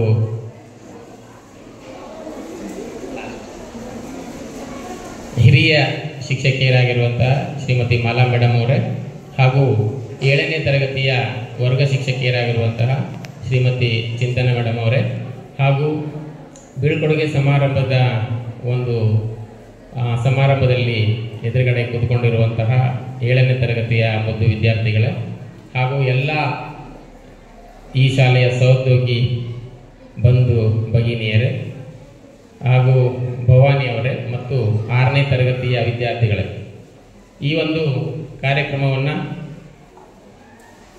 ನಾನು ಈ ಶಾಲೆಯಲ್ಲಿ ಈಗ ಮೊದಲನೇದಾಗಿ ನಾನು ಕಾಣ್ತಾ ಇರೋದು. ಯಾಕಂತ ಹೇಳಿದ್ರೆ ನಾನು ಬೇರೆ ಶಾಲೆಯಿಂದ ನಿಯೋಜನೆಯಾಗಿ ಈ ಶಾಲೆಗೆ ಬಂದವನು. ಅಲ್ಲಿ ಆ ಶಾಲೆಗಳಲ್ಲಿ ನಾವು ನೋಡಿದಂತಹ ಒಂದು ವಾತಾವರಣಕ್ಕೂ ಈ ಶಾಲೆಯ ವಾತಾವರಣಕ್ಕೂ ನಾನು ಬಹಳಷ್ಟು ವ್ಯತ್ಯಾಸಗಳನ್ನು ಗಮನಿಸ್ತೇನೆ. ನಾನಿಲ್ಲಿ ಬಂದಾಗ ಇಲ್ಲಿ ಹೈಸ್ಕೂಲಲ್ಲಿ ಏನಾಗಿತ್ತು, ಸೈನ್ಸ್ ಮ್ಯಾಥ್ಸಿಗೆ ವೇಕೆನ್ಸಿ ಇರಲಿಲ್ಲ. ಹಾಗಾಗಿ DDP ಅವರು ಹೇಳಿದ್ರು, ಅದು KPS ಆಗಿರೋದ್ರಿಂದ ನೀವು ಪ್ರಾಥಮಿಕ ಶಾಲೆಯಲ್ಲಿ ವಿಜ್ಞಾನ ಖಾಲಿ ಇದೆ, ಅಲ್ಲಿ ಮಾಡಿ ಅಂತ ಹೇಳಿದ್ರು. ನೋಡಿ, ಶಿಕ್ಷಕರಾದವರಿಗೆ ಯಾವುದೇ ತರಗತಿಯ ಸೀಮೆ ಇರುವುದಿಲ್ಲ. ಯಾಕೆಂತ ಹೇಳಿದ್ರೆ ಕಲಿಸುವವರು ಆದಷ್ಟು ಸಣ್ಣ ತರಗತಿಯಲ್ಲಿ ಯಾರು ಕಲಿಸ್ತಾರಲ್ಲ ಅವರು ನಿಜವಾಗಿ ತಮ್ಮ ಶ್ರಮ ಇರಬಹುದು ಮತ್ತು ತಮ್ಮ ಎಲ್ಲವನ್ನ ಆ ವಿದ್ಯಾರ್ಥಿಗಳಿಗೆ ಅರ್ಪಣೆ ಮಾಡೋದ್ರಲ್ಲಿ ಮಾಡ್ತಾರೆ ಅನ್ನೋದು ನಾನು ನೋಡಿದ್ದೆ. ಎಲ್ಲಿ ಅಂತ ಹೇಳಿದ್ರೆ, ನಾನು ಪ್ರಾಥಮಿಕ ಶಾಲೆಯಲ್ಲಿ TGT ಶಿಕ್ಷಕನಾಗಿರೋದ್ರಿಂದ ಅಲ್ಲಿ ನಾನು ನೋಡ್ಕೊಂಡು ಬಂದಿರೋದ್ರಿಂದ ನನಗೆ ಪ್ರಾಥಮಿಕ ಶಾಲೆಯಲ್ಲಿ ಕಲಿಸುವುದಂದ್ರೆ ಖುಷಿನೇ. ಹಾಗಾಗಿ 7ನೇ ತರಗತಿ ಇರ್ಬೋದು, 6ನೇ ತರಗತಿ ಇರ್ಬೋದು, ಅದರಲ್ಲೂ ವಿಜ್ಞಾನ ವಿಷಯನ ನನಗೆ ಇಂಟ್ರೆಸ್ಟ್ ಇರೋ ಸಬ್ಜೆಕ್ಟೇ ಆಗಿರೋದ್ರಿಂದ ನಾನು ಒಪ್ಕೊಂಡು ಮಾಡಲಿಕ್ಕೆ ಪ್ರಾರಂಭ ಮಾಡಿದೆ. ನಾನು ಇಂಥ ಒಂದು ಸವಾಲಿನ ಒಂದು ಪರಿಸ್ಥಿತಿ, ಯಾಕಂತ ಹೇಳಿದ್ರೆ ಒಂದೊಂದು ವರ್ಗ ಕೋಣೆಯ ಸಮಸ್ಯೆ ಇದೆ ಇಲ್ಲಿ. ಈಗ 7ನೇ ಕ್ಲಾಸಲ್ಲಿ ಸುಮಾರು 78 ಮಕ್ಕಳಿದ್ದೀರಾ, ಒಂದೇ ರೂಮಲ್ಲಿ ಕೂತ್ಕೊಳ್ಬೇಕು. ಇವನ್ ಯಾವುದೇ ಚಟುವಟಿಕೆಗಳನ್ನು ಮಾಡಲಿಕ್ಕೂ ನಮ್ಗೆ ಕಷ್ಟ ಆಗ್ತಿತ್ತು. 6ನೇ ಕ್ಲಾಸಲ್ಲೂ ಸಹ ಹಾಗೇ ಇದೆ. ಆದರೆ ಇಲ್ಲಿ ಶಿಕ್ಷಕರು ಇಂಥ ಒಂದು ಇಷ್ಟು ಸ್ಟ್ರೆಂತ್ ಇಟ್ಕೊಂಡು ಇಂಥ ಸವಾಲನ್ನು ಎದುರಿಸ್ಕೊಂಡು ಮಕ್ಕಳಿಗೆ ಅತ್ಯುತ್ತಮವಾದ ಶಿಕ್ಷಣವನ್ನು ಮತ್ತು ಶಿಸ್ತನ್ನು ಕಲಿಸ್ತಾ ಇದ್ದಾರೆ ಅಂತ ನನಗೆ ಬಹಳ ಹೆಮ್ಮೆ ಅನ್ನಿಸ್ತಾ ಇದೆ. ಈ ಶಾಲೆ ಇನ್ನು ಮತ್ತು ಮುಂದೆ ಅಭಿವೃದ್ಧಿ ಆಗುವುದರಲ್ಲಿ ಎರಡು ಮಾತಿಲ್ಲ, ಆಗ್ತದೆ. ಈಗ ನಾನು 7ನೇ ಕ್ಲಾಸ್ ಮಕ್ಕಳಿಗೆ ಹೇಳುವಂಥದ್ದು ಏನಂತ ಹೇಳಿದ್ರೆ, ನಾವು ಈಗ 7ನೇ ಕ್ಲಾಸ್, ಈಗ ಪ್ರೈಮರಿ ಒಂದು ಹಂತದಲ್ಲಿ ನೀವೆಲ್ಲ ಇದ್ದೀರಾ. ಈಗ ಹೈಸ್ಕೂಲಿಗೆ ನೀವು ಹೋದಾಗ ಮತ್ತು ಸ್ವಲ್ಪ ಸೀರಿಯಸ್ ಆಗ್ತೀರಾ. ಈಗ ಸ್ವಲ್ಪ ತುಂಟಾಟ ಜಾಸ್ತಿ ಇದೆ ನಿಮಗೆ. ಆ ತುಂಟಾಟವನ್ನು ಸ್ವಲ್ಪ ನೀವು ಹೈಸ್ಕೂಲಲ್ಲಿ ನಿಮಗೆ ಕಡಿಮೆ ಮಾಡಿಸ್ತಾರೆ. ಅಲ್ಲಿ SSLC ಪರೀಕ್ಷೆ ಇರೋದ್ರಿಂದ ಸ್ವಲ್ಪ ನಿಮಗೆ 8ನೇ ಕ್ಲಾಸಿಂದನೇ ಸ್ವಲ್ಪ ಶಿಸ್ತು ಎಲ್ಲದ್ರ ಬಗ್ಗೆನೂ ಸ್ವಲ್ಪ ನಿಮಗೆ ರೂಢಿ ಮಾಡಿಸ್ತಾರೆ. ಇಲ್ಲಿ ಇಲ್ಲ ಅಂತಲ್ಲ, ಇಲ್ಲಿ ಇದೆ ನಿಮಗೆ. ಈ ಏಜಲ್ಲಿ ಸ್ವಲ್ಪ ಮಕ್ಕಳಿಗೆ ತುಂಟಾಟ ಇರೋದು ಸಹಜ. ಹಾಗಾಗಿ ನೀವು ಮುಂದೆ ಏನಾಗ್ತೀರಿ ಅನ್ನುವಂಥದ್ದನ್ನು ನಿಮಗೊಂದು ಸಣ್ಣ ಒಬ್ಬ ಹಾಡುಗಾರ ಇದ್ದ ಅಮೆರಿಕದಲ್ಲಿ, ಅವರದೊಂದು ಸ್ಟೋರಿಯನ್ನು ಹೇಳ್ತೇನೆ. ಅವರ ತಾಯಿ ಆ ಹುಡುಗ ಸಣ್ಣವಿದ್ದಾಗ ಒಂದು ಮಾತು ಹೇಳಿದ್ರಂತೆ, ನೀನು ಮುಂದೆ ನಿನ್ನ ಜೀವನದಲ್ಲಿ ಸಂತೋಷವಾಗಿರುವುದನ್ನು ನೀನು ಕಲಿಬೇಕು, ಜೀವನದಲ್ಲಿ ಸಂತೋಷವನ್ನು ನೀನು ಆಯ್ಕೆ ಮಾಡ್ಕೊಳ್ಬೇಕು, ಬೇರೆ ಏನೂ ಇಲ್ಲ ಅಂತ ಹೇಳಿದ್ರಂತೆ. ಹಾಗಾಗಿ ಅವನು ಶಾಲೆಗೆ ಸೇರ್ತಾನೆ. ಶಾಲೆಯಲ್ಲಿ ಶಿಕ್ಷಕರು ನಾವೆಲ್ಲ ಕೇಳ್ತೇವಲ್ಲ, ಹಾಗೆ ಪ್ರಶ್ನೆಗಳನ್ನು ಕೇಳ್ತಾರೆ. ಏನಾಗ್ತೀರಿ ಅಂತ ಕೇಳಿದಾಗ ನೀವೆಲ್ಲ ಹೇಳ್ತಿರಲ್ಲ, ನಾನು ಡಾಕ್ಟರ್ ಆಗಬೇಕು, ಇಂಜಿನಿಯರ್ ಆಗಬೇಕು, ಶಿಕ್ಷಕರಾಗಬೇಕು, ಬೇರೆ ಬೇರೆ ಏನೋ ಆಯ್ಕೆ ಮಾಡ್ಕೊಳ್ತೀರ. ಆವಾಗ ಈ ಹುಡುಗ ಇದ್ದು ಅಂತ ಹೇಳ್ತಾನಂತೆ, ನಾನು ಸಂತೋಷವಾಗಿರ್ಬೇಕಂತ ಬಯಸಿದ್ದೇನೆ ಮೇಡಮ್ ಅಂತ ಹೇಳ್ತಾನೆ. ಆವಾಗ ಶಿಕ್ಷಕರು ಕೇಳ್ತಾರೆ, ನಾನು ಕೇಳಿದ ಪ್ರಶ್ನೆ ನೀವು ಮುಂದೆ ಏನಾಗಬೇಕು ಅಂತ, ಏನು ಮಾಡ್ತೀಯ ಅಂತ ಕೇಳಿದೆ. ಅದೇ ಅಲ್ವಾ ಮೇಡಮ್, ನಾವು ಮುಂದೆ ಸಂತೋಷವಾಗಿರುವುದೇ ನಮ್ಮ ಜೀವನದ ಬಗ್ಗೆ ನೀವೇ ಸರಿ ಅರ್ಥ ಮಾಡ್ಕೊಂಡಿಲ್ಲ. ನಾವೇನು ಆದರೂ ಸಹ ಸಂತೋಷವಾಗಿದ್ದಿದ್ರೆ ಏನು ಪ್ರಯೋಜನ? ನಾವೆಲ್ಲ ಆಗೋದು ಯಾವುದೇ ಸಲುವಾಗಿ? ಯಾವುದೇ ಒಂದು ನೌಕರಿ ಆಗಲಿ, ಯಾವುದೇ ಮಾಡೋದು ಯಾವುದೇ ಸಲುವಾಗಿ? ಸಂತೋಷವಾಗಿರ್ಲಿಕ್ಕಲ್ವಾ? ನಾವು ಆರಾಮಾಗಿರ್ಬೇಕಂತಲ್ವಾ ಅಂತ ಹೇಳ್ತಾನೆ. ಹಾಗಾಗಿ ನೀವೆಲ್ಲ ಮುಂದೆ ಯಾವುದೇ ಒಂದು ಹುದ್ದೆಗೆ ಹೋದರೂ ಸಹ ನೀವು ಮೊದಲು ಲೈಫನ್ನು ಎಂಜಾಯ್ ಮಾಡೋದನ್ನು ಕಲೀರಿ, ಸಂತೋಷವಾಗಿರಿ, ಮತ್ತು ಆದಷ್ಟು ಶ್ರಮವನ್ನು ವಹಿಸಬೇಕು. ಯಾಕೆಂತ ಹೇಳಿದ್ರೆ ನಾವು ರಿಸ್ಕ್ ದಾರಿಯನ್ನು ತಗೊಳ್ತೇವೆ, ಒಂದೊಂದ್ಸಲ ರಿಸ್ಕ್ ತಗೊಳ್ಬೇಕಾಗುತ್ತೆ. ಈಗ ನಾವು ಏನು ಮಾಡ್ತೇವೆ ಅಂತ ಹೇಳಿದ್ರೆ, ಆರಾಮಾಗಿ ನಾವು ಒಂದು ಸಾಧನೆಯನ್ನು ಮಾಡ್ಲಿಕ್ಕೆ ಹೋಗ್ತೇವೆ ಅಂದ್ರೆ ಆಗಲ್ಲ. ಕೆಲವೊಮ್ಮೆ ರಿಸ್ಕನ್ನು ತಗೊಂಡು ಕಠಿಣ ದಾರಿಯನ್ನು ತಗೊಂಡು ಹೋಗಬೇಕಾಗತ್ತೆ. ಅಂಥದ್ದನ್ನು ನೀವು ಡಿಸಿಷನನ್ನು ಕರೆಕ್ಟ್ ಟೈಮಲ್ಲಿ ಕರೆಕ್ಟಾಗಿ ತಗೊಳ್ರಿ ನೀವು ಮುಂದಿನ ಒಂದು ಹಂತಗಳಲ್ಲಿ.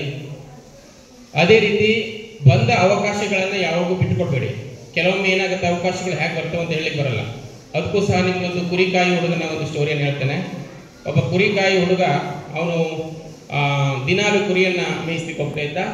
ಅವನ ಮನಸ್ಸಿನಲ್ಲಿ ಯಾವಾಗಲೂ ತಾನು ಬಡವ, ತನಗೇನೂ ಇಲ್ಲ, ಗತಿ ಇಲ್ಲ, ಬೇರೆಯವ್ರನ್ನೆಲ್ಲ ಕಂಪೇರ್ ಮಾಡ್ತಿದ್ದ ಶ್ರೀಮಂತರನ್ನು. ಇದನ್ನು ನೋಡಿಕೊಂಡು ಅವನು ಹೀಗೆ ಕುರಿಯನ್ನು ಮೇಯಿಸ್ಕೊಂಡು ಹೋಗ್ತಿರುವಾಗ ಅವನಿಗೆ ಗುಹೆ ಸಿಗುತ್ತೆ, ಒಂದು ಸಣ್ಣ ಗುಹೆ ಸಿಗುತ್ತೆ. ಆ ಗುಹೆ ಒಳಗಡೆ ಹೀಗೆ ಹೋಗ್ತಾನೆ. ಹೋದಾಗ ಅಲ್ಲಿ ಮಣ್ಣಿನ ಉಂಡೆಗಳು ಕಾಣಿಸ್ತವೆ, ಇಷ್ಟು ದೊಡ್ಡ ಮಣ್ಣಿನ ಉಂಡೆಗಳ ರಾಶಿ ಬಿದ್ದಿರ್ತದೆ. ನೋಡಿ, ಅವನು ಆ ಮಣ್ಣಿನ ಉಂಡೆಗಳನ್ನ ತಗೊಂಡು ಅದನ್ನು ಕೇರ್ಲೆಸ್ ಆಗಿ ಆ ನದಿಗೆ ಎಸಿಲಿಕ್ಕೆ ಸ್ಟಾರ್ಟ್ ಮಾಡ್ತಾನೆ. ಎಷ್ಟು ಲಾಸ್ಟ್ ಒಂದು ಉಂಡೆ ಏನಾಗ್ತದೆ, ಎಸಿಬೇಕಂದಾಗ ಕೈ ಜಾರಿ ಕೆಳಗೆ ಬಿದ್ದುಬಿಡ್ತದೆ. ಬಿದ್ದಾಗ ಅದರೊಳಗಡೆ ವಜ್ರದ ಹರಳಿರ್ತದೆ. ಅವಾಗ ಅವನಿಗೆ ಪಶ್ಚಾತ್ತಾಪ ಆಗುತ್ತೆ, ನಾನು ಆ ಮಣ್ಣಿನ ಉಂಡೆ ನೋಡಿದಾಗ ಈ ಉಂಡೆ ಯಾಕೆ ಇಲ್ಲಿದೆ, ಇದರಲ್ಲಿ ಏನಿರಬಹುದು ಅನ್ನೋ ಕುತೂಹಲವನ್ನು ನಾನು ಯಾಕೆ ವ್ಯಕ್ತಪಡಿಸಲಿಲ್ಲ ಅನ್ನೋದು ಅವನಿಗೆ ಬರುತ್ತೆ. ಹಾಗಾಗಿ ಅವಕಾಶಗಳು ಬಂದಾಗ ನೀವು ಯಾವಾಗಲೂ ಅದನ್ನು ಬಿಡಲಿಕ್ಕೆ ಹೋಗಬಾರ್ದು. ಆ ಅವಕಾಶಗಳನ್ನು ನೀವು ಸದ್ಬಳಕೆ ಮಾಡ್ಕೊಳ್ಬೇಕು. ಹಾಗಾಗಿ ಮುಂದಿನ ಜೀವನವನ್ನು ನೀವು ಒಳ್ಳೆ ರೀತಿಯಿಂದ ಕಳೀರಿ, ಒಳ್ಳೆ ವಿದ್ಯೆ ಸಿಗಲಿ, ಮತ್ತು ನಿಮಗೆಲ್ಲ ದೇವರು ಆಯುರಾರೋಗ್ಯ ಐಶ್ವರ್ಯವನ್ನು ಕರುಣಿಸಲಿ ಅಂತ ಆಶಿಸ್ತಾ ನನಗೆ ಮಾತಾಡಲಿಕ್ಕೆ ಅವಕಾಶ ಮಾಡಿಕೊಡಂತ ಎಲ್ಲರಿಗೂ ವಂದಿಸಿ, ಎಲ್ಲ ಗಣ್ಯರೇ ಹಾಗೂ ನನ್ನ ಮುದ್ದು ವಿದ್ಯಾರ್ಥಿಗಳಿಗೆ ಹಾಗೂ ಸಹೋದ್ಯೋಗಿ ಮಿತ್ರರೇ, ಇಂದು ನಮ್ಮೆಲ್ಲರಿಗೂ ಬೇಸರದ ಸಂಗತಿ, ಅದರ ಜೊತೆಗೆ ಖುಷಿಯ ವಿಷಯ, ಹೆಮ್ಮೆಯ ವಿಷಯ ಕೂಡ ಹೌದು. ಯಾಕೆಂದರೆ ನಮ್ಮ ವಿದ್ಯಾರ್ಥಿಗಳು ಮುಂದಿನ ತರಗತಿಗೆ ಹೋಗ್ತಾ ಇದ್ದಾರೆ. ಹಾಗೆ ಅವರಿಗೆ ಮುಂದಿನ ತರಗತಿಗೆ ಬೇರೆ ಕಡೆ ಹೋಗುವ ಅವಶ್ಯಕತೆ ಇಲ್ಲ. ನಮ್ಮ ಶಾಲೆಯಲ್ಲಿಯೇ 8ನೇ ತರಗತಿಯನ್ನು ಅವರು ಕೂಡ ಮುಂದುವರಿಸಲಿಕ್ಕೆ ಅವಕಾಶ ಕೂಡ ಇದೆ. ಹಾಗಾಗಿ ಅವರು ನಮ್ಮ ಹತ್ರ ಇನ್ನೂ 1 ವರ್ಷ ಹತ್ತಿರದಲ್ಲೇ ಇರ್ತಾರೆ ಅನ್ನೋದನ್ನು ನಾವು ಹೇಳ್ಬೋದು. ಇಲ್ಲಿ ಶಿಕ್ಷಣ ಅನ್ನೋದು ಕೇವಲ ಓದು ಬರಹವನ್ನು ಕಲಿಸುವಂಥದ್ದಲ್ಲ, ನಮ್ಮ ವರ್ತನೆಯಲ್ಲಿ ಬದಲಾವಣೆ ಆಗಬೇಕು. ನಾವು ಶಿಕ್ಷಣವನ್ನು ಪಡ್ಕೊಂಡಿದ್ದೇವೆ ಅಂದರೆ ನಮ್ಮ ವರ್ತನೆಯಲ್ಲಿ ಅದನ್ನು ನಾವು ತೋರಿಸ್ಕೊಳ್ಬೇಕು. ನಮ್ಮಲ್ಲಿ ಶಿಸ್ತು, ಸಂಯಮ, ತಾಳ್ಮೆ, ಹಾಗೆ ವಿಚಾರ, ಇಂಥ ವಿಷಯಗಳನ್ನು ನಾವು ನಮ್ಮ ಜೀವನದಲ್ಲಿ ಅಳವಡಿಸಿಕೊಳ್ಬೇಕು. ಯಾವುದೇ ಒಂದು ವಿಷಯವನ್ನು ಆಯ್ಕೆ ಮಾಡಿಕೊಳ್ಳುವಾಗ ಅದು ಯಾವುದು ಸರಿ, ಯಾವುದು ತಪ್ಪು, ಯಾವುದನ್ನು ನಾವು ಆಯ್ಕೆ ಮಾಡಿಕೊಂಡ್ರೆ ಮುಂದೆ ನಮ್ಮ ಜೀವನದಲ್ಲಿ ನಾವು ಒಳ್ಳೆಯ ವ್ಯಕ್ತಿಗಳಾಗಲಿಕ್ಕೆ ಸಾಧ್ಯ ಅನ್ನೋದನ್ನು ನಾವು ಯೋಚನೆ ಮಾಡುವಂತಹ ಒಂದು ಮನೋಭಾವನೆಯನ್ನು ನಮ್ಮಲ್ಲಿ ನಾವು ಪಡೆದುಕೊಳ್ಳುವಂಥ ಶಿಕ್ಷಣ ನಮ್ಮಲ್ಲಿ ಬೆಳೆಸಬೇಕು. ನಾವು ವಿದ್ಯಾರ್ಥಿಗಳಾಗಿದ್ದಾಗ ಖುಷಿಯಿಂದ ಜೀವನವನ್ನು ಕೂಡ ಕಳಿಬಹುದು. ಹಾಗೆ ನಮ್ಮ ಕರ್ತವ್ಯಗಳನ್ನು ಏನು ಅನ್ನೋದನ್ನು ಅರ್ಥ ಮಾಡಿಕೊಂಡು ಕೂಡ ನಮ್ಮ ಜೀವನದಲ್ಲಿ ನಾವು ವಿದ್ಯಾರ್ಥಿ ಆಗಿದ್ದಾಗ ಹೇಗಿರಬೇಕು ಅನ್ನೋದನ್ನು ಅರ್ಥ ಮಾಡಿಕೊಂಡು ಕೂಡ ನಾವು ಮುಂದೆ ಸಾಗಲಿಕ್ಕೆ ಅವಕಾಶ ಇದೆ.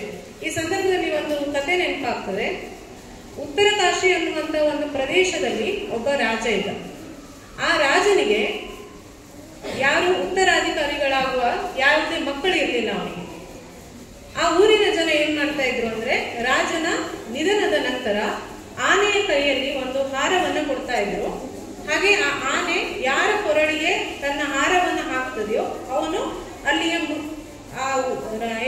ಉತ್ತರ ಕಾಶಿ ರಾಜ್ಯದ ಏನಾಗ್ತಾ ಇದ್ದ, ರಾಜನಾಗ್ತಾ ಇದ್ದ. ಹೀಗೆ ಹಲವಾರು ವರ್ಷಗಳು ಕಳೆದು ಜನರಿಗೆ ಏನನ್ನಿಸ್ತು, ಇದು ಹಳೆಯ ಪದ್ಧತಿ, ಈ ರೀತಿ ಮಾಡೋದು ಬೇಡ, ನಾವು ದೇವಸ್ಥಾನದಲ್ಲಿ ಒಂದು ಗಂಟೆಯನ್ನ ಕಟ್ಟೋಣ. ಆ ಗಂಟೆಯನ್ನ ಯಾರು ಬಾರಿಸ್ತಾರೋ ಅವರನ್ನ ರಾಜನನ್ನಾಗಿ ಮಾಡೋದು.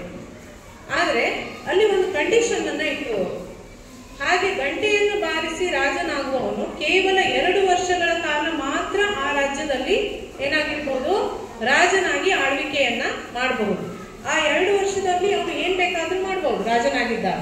ಅದೇ 2 ವರ್ಷ ಮುಗಿದ ಮರುದಿನವೇ ಅವ್ರು ಏನ್ ಮಾಡ್ತಾ ಇದ್ರು, ಆ ರಾಜನನ್ನ ನರ್ಮದಾ ನದಿಯಿಂದ ಆಚೆ ಇರುವಂತ ಒಂದು ದೊಡ್ಡ ಬೆಟ್ಟಕ್ಕೆ ಕರೆದುಕೊಂಡು ಹೋಗಿ ಕಾಡು ಪ್ರಾಣಿಗಳ ಮಧ್ಯೆ ಅವನನ್ನ ಏನ್ ಮಾಡ್ತಾ ಇದ್ರು, ಬಿಟ್ಟು ಬರ್ತಾ ಇದ್ರು.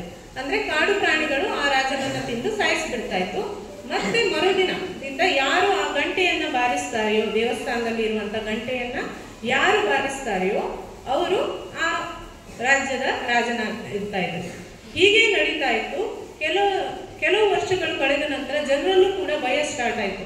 ಯಾಕೆಂದ್ರೆ 2 ವರ್ಷಗಳ ಕಾಲ ತಾನು ರಾಜನಾಗಿರ್ಬಹುದು, ಆ ನಂತರ ಏನಾಗ್ತಾರೆ, ಅವರು ಕೂಡ ಸಾಯಬೇಕಾಗ್ತದೆ. ಅನಾವಶ್ಯಕವಾಗಿ 2 ವರ್ಷವನ್ನ ನಾವು ರಾಜನಾಗಿ ಕಳೆದ್ರೂ ಕೂಡ ನಂತರ ನಮ್ಮ ಕೊನೆ ಮರುದಿನವೇ ಇರ್ತದೆ ಅಂತ ಜನರಲ್ಲಿಯೂ ಚಿಂತೆ ಆರಂಭ ಆಯಿತು.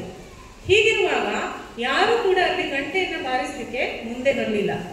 ಒಬ್ಬ ಭಿಕ್ಷುಕ ಏನ್ ಮಾಡ್ತಾನೆ, ಒಂದಿನ ರಾತ್ರಿ ಆ ಗಂಟೆಯನ್ನ ಬಾರಿಸ್ತಾನೆ. ಆ ಊರಿನ ಜನರೆಲ್ಲ ಯೋಚನೆ ಮಾಡ್ತಾರೆ, ಇವನಿಗೆ ಯಾಕೆ ಬೇಕಿತ್ತು, ಭಿಕ್ಷೆಯನ್ನ ಬೇಡ್ಕೊಂಡು ಎಲ್ಲೋ ಆರಾಮಾಗಿ ಇವನು ಜೀವನವನ್ನ ಕಳಿಬಹುದಿತ್ತು. ಆ ಗಂಟೆಯನ್ನ ಬಾರಿಸಿ ಈಗ 2 ವರ್ಷಗಳ ಕಾಲ ರಾಜನಾಗಿರ್ತಾನೆ. ಆಮೇಲೆ ಏನಾಗ್ತದೆ, ಅವನು ಕಾಡು ಪ್ರಾಣಿಗಳಿಗೆ ಆಹಾರವಾಗಿ ಹೋಗ್ತಾನೆ ಅಂತ ಎಲ್ಲರೂ ಯೋಚನೆ ಮಾಡ್ತಾ ಇದ್ರು. ಆಯ್ತು, ಆ ರಾಜನಿಗೆ ಪಟ್ಟಾಭಿಷೇಕ ಆಯ್ತು. ಆ ಭಿಕ್ಷುಕ ಆ ಕಾಶಿ ರಾಜ್ಯದ ರಾಜನಾಗ್ತಾನೆ. 2 ವರ್ಷಗಳ ಅವಧಿ ಮುಗಿತಾ ಬರ್ತಾ ಇದೆ. ಆದ್ರೆ ಈ ಭಿಕ್ಷುಕ ರಾಜನಾದವನಿಗೆ ಯಾವುದೇ ರೀತಿಯ ಭಯ ಇಲ್ಲ. ನಾಳೆ ನಾನು ಸಾಯ್ತೇನೆ ಅನ್ನುವಂತ ಭಯ ಇಲ್ಲ. ಅವನ ಸೈನಿಕರು ಹಾಗೆ ಅವನ ಮಂತ್ರಿಗಳೆಲ್ಲ ಕೇಳ್ತಾರೆ, ನಿಮ್ಗೆ ಏನು ಭಯ ಇಲ್ವಾ, ನಾಳೆ ನೀವು ಕಾಡು ಪ್ರಾಣಿಗಳಿಗೆ ಆಹಾರ ಆಗ್ಬೇಕಲ್ಲ, ನಿಮ್ಮ ಅವಧಿ ಮುಗಿತಾ ಬಂದಿದೆ ಅಂತ ಹೇಳ್ತಾರೆ. ಇಲ್ಲ, ನನಗೆ ಯಾವುದೇ ಭಯ ಇಲ್ಲ ಅಂತ ಹೇಳ್ತಾರೆ. ಹಾಗೆ ಅವನನ್ನ ಆ ಕಾಡಿಗೆ ಕರ್ಕೊಂಡು ಹೋಗುವಂತ ಸಮಯ ಕೂಡ ಬರ್ತದೆ. ಎಲ್ಲರೂ ಏನು ಈ ರಾಜನಿಗೆ ಹೆದರಿಕೆ ಇಲ್ಲ ಅಂತ ಮಾತಾಡ್ಕೊಂಡು ಕರ್ಕೊಂಡು ಹೋಗ್ತಾ ಇದ್ದಾರೆ. ಆದ್ರೆ ರಾಜ ಬನ್ನಿ ಹೋಗೋಣ ಅಂತ ಕರ್ಕೊಂಡು ಹೋಗ್ತಾರೆ. ಆ ನದಿಯನ್ನ ದಾಟಿ ಆ ಕಾಡು ಇರುವಂತ ಪ್ರದೇಶಕ್ಕೆ ಹೋಗ್ತಾರೆ. ಆದ್ರೆ ಆ ಕಾಡು ಇರುವಂತ ಪ್ರದೇಶ ಇನ್ನೊಂದು ರಾಜ್ಯವಾಗಿ ಮಾರ್ಪಾಡಾಗಿರ್ತದೆ. ಅಂದ್ರೆ ಈ ರಾಜ ಆಗಿದ್ದವನು ತಾನು 2 ವರ್ಷಗಳ ಕಾಲ ತನ್ನ ಆಡಳಿತದ ಅವಧಿಯಲ್ಲಿ ಕೇವಲ ಅವನು ತನ್ನ ಜೀವನವನ್ನ ಸಂತೋಷದಿಂದ ಮಾತ್ರ ಕಳೆಯಲಿಲ್ಲ. ಏನ್ ಮಾಡಿದ, ಮುಂದೆ ತನ್ನ ಜೀವನದಲ್ಲಿ ಏನ್ ನಡೀತದೆ ಅದನ್ನ ತಾನು ಭವಿಷ್ಯದಲ್ಲಿ ಹೇಗೆ ಅದನ್ನ ಸರಿಪಡಿಸ್ಕೊಳ್ಬೇಕು ಅನ್ನೋದನ್ನ ಯೋಚನೆ ಮಾಡಿ ಆ ಕಾಡು ಇದ್ದಂತ ಪ್ರದೇಶವನ್ನ, ಕಾಡು ಪ್ರಾಣಿಗಳು ಇದ್ದಂತ ಪ್ರದೇಶವನ್ನ ಒಂದು ದೊಡ್ಡ ರಾಜ್ಯವನ್ನಾಗಿ ಮಾರ್ಪಾಡು ಮಾಡ್ಬಿಟ್ಟಿದ್ದಾನೆ. ಹಾಗೆ ಇವನನ್ನ ಅಲ್ಲಿ ಸಾಯಿಸ್ಲಿಕ್ಕೆ ಅಂತ ಕರ್ಕೊಂಡು ಹೋದಾಗ ಆ ರಾಜನಿಗೆ ಅಲ್ಲಿ ಇನ್ನೊಂದು ಅದ್ದೂರಿಯಾದ ಸ್ವಾಗತ ಕಾಯ್ತಾ ಇರ್ತದೆ. ಈ ಸಂದರ್ಭದಲ್ಲಿ ಈ ಕಥೆಯನ್ನ ನಿಮ್ಗೆ ಯಾಕೆ ಹೇಳ್ತಾ ಇದ್ದೇನೆ ಅಂದ್ರೆ ಮಕ್ಕಳೇ, ವಿದ್ಯಾರ್ಥಿಗಳಾಗಿ ನೀವು ಶಿಕ್ಷಣವನ್ನು ಪಡೆದುಕೊಳ್ಳುವಂತ ಸಂದರ್ಭದಲ್ಲಿ ನಿಮ್ಮ ಕರ್ತವ್ಯವನ್ನು ಮರೆತು ಈಗಲೇ ನೀವು ಸಂತೋಷವನ್ನ ಪಟ್ರೆ ಮುಂದೊಂದು ದಿನ ಹೇಗೆ ಉಳಿದ ರಾಜರು ಆ 2 ವರ್ಷಗಳ ಅವಧಿ ಮುಗಿದ ನಂತರ ಹೇಗೆ ಪಶ್ಚಾತ್ತಾಪ ಪಡ್ತಿದ್ರು ಅದೇ ತರ ನಮ್ಮ ಪರಿಸ್ಥಿತಿ ಆಗ್ತದೆ. ಅಂತ ಪರಿಸ್ಥಿತಿ ಆಗೋದು ನಮ್ಗೆ ಬೇಡ ಅಲ್ವಾ? ನಮ್ಮ ಜೀವನದಲ್ಲಿ ನಮ್ಮ ಶಿಕ್ಷಕರು ಏನು ಪಾಠವನ್ನು ಹೇಳ್ಕೊಟ್ಟಿದ್ದಾರೆ, ಏನು ರೀತಿ ನೀತಿಗಳನ್ನು ಹೇಳ್ಕೊಟ್ಟಿದ್ದಾರೆ. ಇಲ್ಲಿ ಇರುವಂತ ಪ್ರತಿಯೊಬ್ಬ ಶಿಕ್ಷಕರು ಕೂಡ ಒಂದೊಂದು ಶಿಲ್ಪಿಗಳು. ನಿಮ್ಮನ್ನ ಜ್ಞಾನದ ಮೂರ್ತಿಯನ್ನಾಗಿ ಮಾಡ್ಲಿಕ್ಕೆ ಅವರು ಪ್ರತಿ ಕ್ಷಣವೂ ಶ್ರಮಿಸಿದ್ದಾರೆ ಅಂತ ಹೇಳಿದ್ರೆ ತಪ್ಪಾಗ್ಲಿಕ್ಕಿಲ್ಲ. ನಿಮಗೆ ವಿಷಯವನ್ನು ಕಲಿಸುವಂತ ಟೀಚರ್ ಇರ್ಬೋದು ಅಥವಾ ವಿಷಯವನ್ನು ಕಲಿಸದೇ ಇರುವಂತ ಟೀಚರ್ ಇರ್ಬೋದು, ಯಾರೇ ಆದ್ರೂ ಕೂಡ ನೀವು ತಪ್ಪು ಮಾಡಿದಾಗ ಅಲ್ಲೇ ಕರೆದು ನಿಮ್ಮನ್ನ ತಿದ್ದು ಹೇಳಿದ್ದಾರೆ. ಅದರಿಂದ ಅವರಿಗೆ ಯಾವ ಲಾಭವೂ ಇಲ್ಲ ಅಥವಾ ನಿಮ್ಮ ಮೇಲೆ ಯಾವುದೇ ದ್ವೇಷ ಇಲ್ಲ. ನಿಮ್ಮ ಯಶಸ್ಸು ಬಂದಾಗ ನಿಮ್ಮ ಸ್ವಂತ ತಂದೆ ತಾಯಿಗಳನ್ನ ಬಿಟ್ಟು, ನಿಮ್ಮ ಸಂಬಂಧಿಕರನ್ನ ಬಿಟ್ಟು ಅವರಷ್ಟೇ ಸಂಭ್ರಮ ಪಡುವಂತ ಒಂದು ಜೀವ ಇದೆ ಅಂದ್ರೆ ಅದು ನಿಮ್ಮ ಶಿಕ್ಷಕರು ಅಂತ ಹೇಳ್ಬೋದು. ಅಂತ ಶಿಕ್ಷಕರನ್ನ ನೀವು ಯಾವತ್ತೂ ಜೀವನದಲ್ಲಿ ನೆನ್ಪಿಟ್ಕೊಳ್ಬೇಕು. ಹಾಗೆ ನೀವು ಕಲಿತಂತಹ ವಿದ್ಯೆಯಿಂದ ಮುಂದುವರಿಲಿ, ನಿಮ್ಮ ಭವಿಷ್ಯ ಉಜ್ವಲವಾಗಲಿ ಅಂತ ಹೇಳ್ತಾ ನನ್ನ ಮಾತನ್ನ ಮುಗಿಸ್ತೇನೆ. ಮುದ್ದು ಮಕ್ಕಳೇ, ನೀವಿಲ್ಲಿ ಯಾಕೆ ಸೇರಿದ್ದೇವೆ ನಾವೆಲ್ಲ ಅಂತ ಹೇಳುವಂಥ ವಿಷಯ ಎಲ್ಲರಿಗೂ ಗೊತ್ತಿದ್ದದೆ. ಮಕ್ಕಳೇ, ನಮ್ಗೆ ಫಸ್ಟ್ ಎಲ್ಲರೂ ಸಹ ನಾವೇನು ಮಾಡ್ತೇವೆ, ಬಣ್ಣ ಬಣ್ಣದ ಕನಸುಗಳನ್ನು ಕಟ್ಕೊಂಡಿರ್ತೇವೆ. ಆ ಕನಸು ನನಸಾಗಬೇಕು ಅಂತ ಹೇಳಿದರೆ ಅದಕ್ಕೆ ಸತತ ಪ್ರಯತ್ನ ಬೇಕು. ಆ ಪ್ರಯತ್ನ ನಾವು ಮಾಡಬೇಕಾದ್ರೆ ಅನೇಕ ತೊಂದರೆಗಳು ಬರ್ತವೆ. ಆ ತೊಂದರೆಗಳನ್ನು ಮೆಟ್ಟಿ ನಿಲ್ಲಬೇಕು. ಅನೇಕ ಅಪವಾದಗಳು ಬರ್ತವೆ. ಅವನ್ನೆಲ್ಲವನ್ನೂ ಮೆಟ್ಟಿ ನಿಂತು ನಮ್ಮ ಗುರಿಯೇ ಪ್ರಧಾನವಾಗಿ ಇಟ್ಕೊಳ್ಬೇಕು. ಅದಕ್ಕೊಂದು ಸಣ್ಣ ಕತೆ. ಸೃಷ್ಟಿಕರ್ತನ ಹತ್ರ ಗೋವು ಕೇಳ್ತದಂತೆ, ನಾನು ಪರಿಶುದ್ಧವಾದ ಹಾಲನ್ನು ಮನುಷ್ಯನಿಗೆ ಕೊಡ್ತೇನೆ. ಅದನ್ನು ಏನು ಮಾಡ್ತಾನೆ ಮನುಷ್ಯ ಅಂತ ಹೇಳಿದರೆ, ತನಗೆ ಬೇಕಾದ ಹಾಗೆ ಪರಿವರ್ತನೆ ಮಾಡ್ಕೊಳ್ತಾನೆ. ಮೊಸರು ಬೇಕಾದ್ರೆ ಮೊಸರು ಮಾಡ್ಕೊಳ್ತಾನೆ, ಬೆಣ್ಣೆ ಬೇಕಾದರೆ ಬೆಣ್ಣೆ ಮಾಡ್ಕೊಳ್ತಾನೆ, ಹಾಗೆ ತುಪ್ಪ ಬೇಕು ಅಂತ ಹೇಳಿ ನನ್ನನ್ನೇನು ಮಾಡ್ತಾನೆ, ಕಾಯಿಸಿ ಕಾಯಿಸಿ ತುಪ್ಪ ಮಾಡ್ಕೊಳ್ತಾನೆ ಅಂತ ಹೇಳ್ತದೆ. ಆವಾಗ ಸೃಷ್ಟಿಕರ್ತ ಎಲ್ಲವನ್ನೂ ಆಲಿಸ್ಕೊಂಡು ಸೃಷ್ಟಿಕರ್ತ ಹೇಳ್ತಾನೆ, ನೋಡು, ಹಾಲಾಗಿದ್ರೆ ನಿಮ್ಮ ಹಬ್ಬ ಅಂದರೆ ಒಂದಿನ ಬದುಕ್ಬೋದು, ಬೆಣ್ಣೆ ಆದರೆ ಮೊಸರಾದರೆ 2 ದಿನ, ಬಟ್ ಬೆಣ್ಣೆ ಆದರೆ 4-5 ದಿನ ಬದುಕ್ತೀಯ. ಅದೇ ತುಪ್ಪ ಆದರೆ ನೀನು ದೇವರ ದೀಪಕ್ಕೂ ಸಲ್ಲುವುದ್ರ ಜೊತೆಗೆ ಅನೇಕ ಸತ್ಕಾರ್ಯಗಳಿಗೆ ನಿನ್ನನ್ನು ಉಪಯೋಗಿಸ್ಕೊಳ್ತಾರೆ. ಆದ್ದರಿಂದ ಏನೇ ಸಮಸ್ಯೆಗಳು ಬಂದರೂ ಸಹ ನಿಮ್ಮ ಗುರಿಯನ್ನು ಮುಖ್ಯವಾಗಿಸಿಕೊಂಡು ಅದೇ ರೀತಿ ತಾಳ್ಮೆಯಿಂದ ಇದ್ದು ವಿಧೇಯತೆಯನ್ನು ಬೆಳೆಸ್ಕೊಳ್ಳಿ, ಹಾಗೆ ಶಿಸ್ತನ್ನು ಬೆಳೆಸ್ಕೊಳ್ಳಿ. ಹಿರಿಯರನ್ನು ಗೌರವಿಸುತ್ತಾ ಕಿರಿಯರನ್ನು ಪ್ರೀತಿಸಿಕೊಳ್ಳುತ್ತಾ ನಿಮ್ಮ ಜೀವನವನ್ನು ಉಜ್ವಲವಾಗಿಸಿ ಎನ್ನುತ್ತಾ ನನ್ನ ಮಾತನ್ನು ಮುಗಿಸ್ತೇನೆ. ಧನ್ಯವಾದ. ಮೊದಲೆಲ್ಲ ಈ ಶಾಲೆಯಲ್ಲಿ ಬೀಳ್ಕೊಡುಗೆ ಸಮಾರಂಭ ಅಂದರೆ ಇಲ್ಲಿ 7ನೇ ತರಗತಿ ಕೊನೆಯದಾಗಿತ್ತು. ಆಮೇಲೆ ಜನತಾ ವಿದ್ಯಾಲಯವೋ ಅಥವಾ ವಿಶ್ವಭಾರತಿಯೋ ಹೈಸ್ಕೂಲ್ಗೆ ಹೋಗ್ತಾ ಇದ್ರು. ಆದರೆ ಈಗ ಹಾಗಲ್ಲ, ನಿಮಗೆ ಇವತ್ತು ಬೀಳ್ಕೊಡೋ ಸಮಾರಂಭ, ನಂತರ ನೀವು ಅದೇ ಆಚೆಗೆ ಪಕ್ಕದಲ್ಲಿ ಇದೇ ಕಂಪೌಂಡಲ್ಲಿ ಇರ್ತೀರಿ ನೀವು. ಇನ್ನೊಂದು ವಿಷಯ ಏನಂತ ಹೇಳಿದ್ರೆ, ಈಗ 5 ಜನ ಮಕ್ಕಳು ತಮ್ಮ ಅನಿಸಿಕೆಯನ್ನು ಹೇಳಬೇಕು. ಅದರಲ್ಲಿ ಆ 2 ಜನ ಹೆಣ್ಣು ಮಕ್ಕಳು 1-2 ಮಾತು ಹೇಳಿದ್ರು. ಜೀವನದ ಮೌಲ್ಯವನ್ನು ನಮಗೆ ನಮ್ಮ ಶಿಕ್ಷಕರು ಕಲಿಸಿದಾರಂತೆ. ಈ ಒಂದು 13 ವರ್ಷದಲ್ಲಿ ನಿಮ್ಗೆ ಆ ಜೀವನದ ಮೌಲ್ಯವನ್ನು ಅರ್ಥ ಆಯಿತು ಅಂತ ಹೇಳಿದ್ರ ಮೇಲೆ ನಿಮ್ಮ ಜೀವನ ನಾಗರಾಜ್ ಸರ್ ಹೇಳಿದಾಗೆ ಸಂತೋಷವಾಗಿರ್ತದೆ.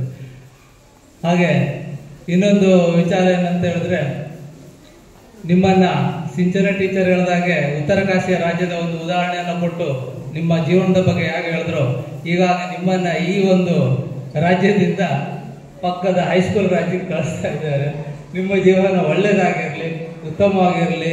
ಹಾಗೆ ನಿಮ್ಮಲ್ಲಿ ಕೆಲವು ಹುಡುಗರು ಗಂಡು ಮಕ್ಕಳೇ, ಹೆಣ್ಣು ಮಕ್ಕಳಲ್ಲ, ಸ್ವಲ್ಪ ಮಾತುಗಳನ್ನೆಲ್ಲ ಸ್ವಲ್ಪ ಅಶ್ಲೀಲ ಮಾತು ಆಚೆಗಡೆ ಕೇಳ್ತದೆ. ಇಲ್ಲೇ ಇದ್ದೀರಿ ನಿಮ್ಮೊಂದು 2-3 ಜನ. ಮುಂದೆ ನಿಮ್ಮ ಜೀವನದಲ್ಲಿ ಆ ಮಾತುಗಳು ಬರಬಾರ್ದು. ಒಳ್ಳೆ ರೀತಿಯಿಂದ ಶಿಕ್ಷಕರ ಪಾಠಗಳನ್ನು ಕೇಳ್ತಾ ಜೀವನದ ಮೌಲ್ಯ ಅಂತ ಏನು ಹೇಳಿದ್ರಲ್ಲ, ಅದನ್ನು ಮೊದಲು ರೂಢಿಸಿಕೊಂಡು ನಿಮ್ಮ ಜೀವನ ಸುಖವಾಗಿರಲಿ, ಮುಂದಿನ ದಿನಗಳು ನಿಮಗೆ ಭಾಳ ಒಳ್ಳೆಯದಾಗಿರಲಿ ಅಂತ ಹೇಳ್ತಾ ನನ್ನ ಮಾತು.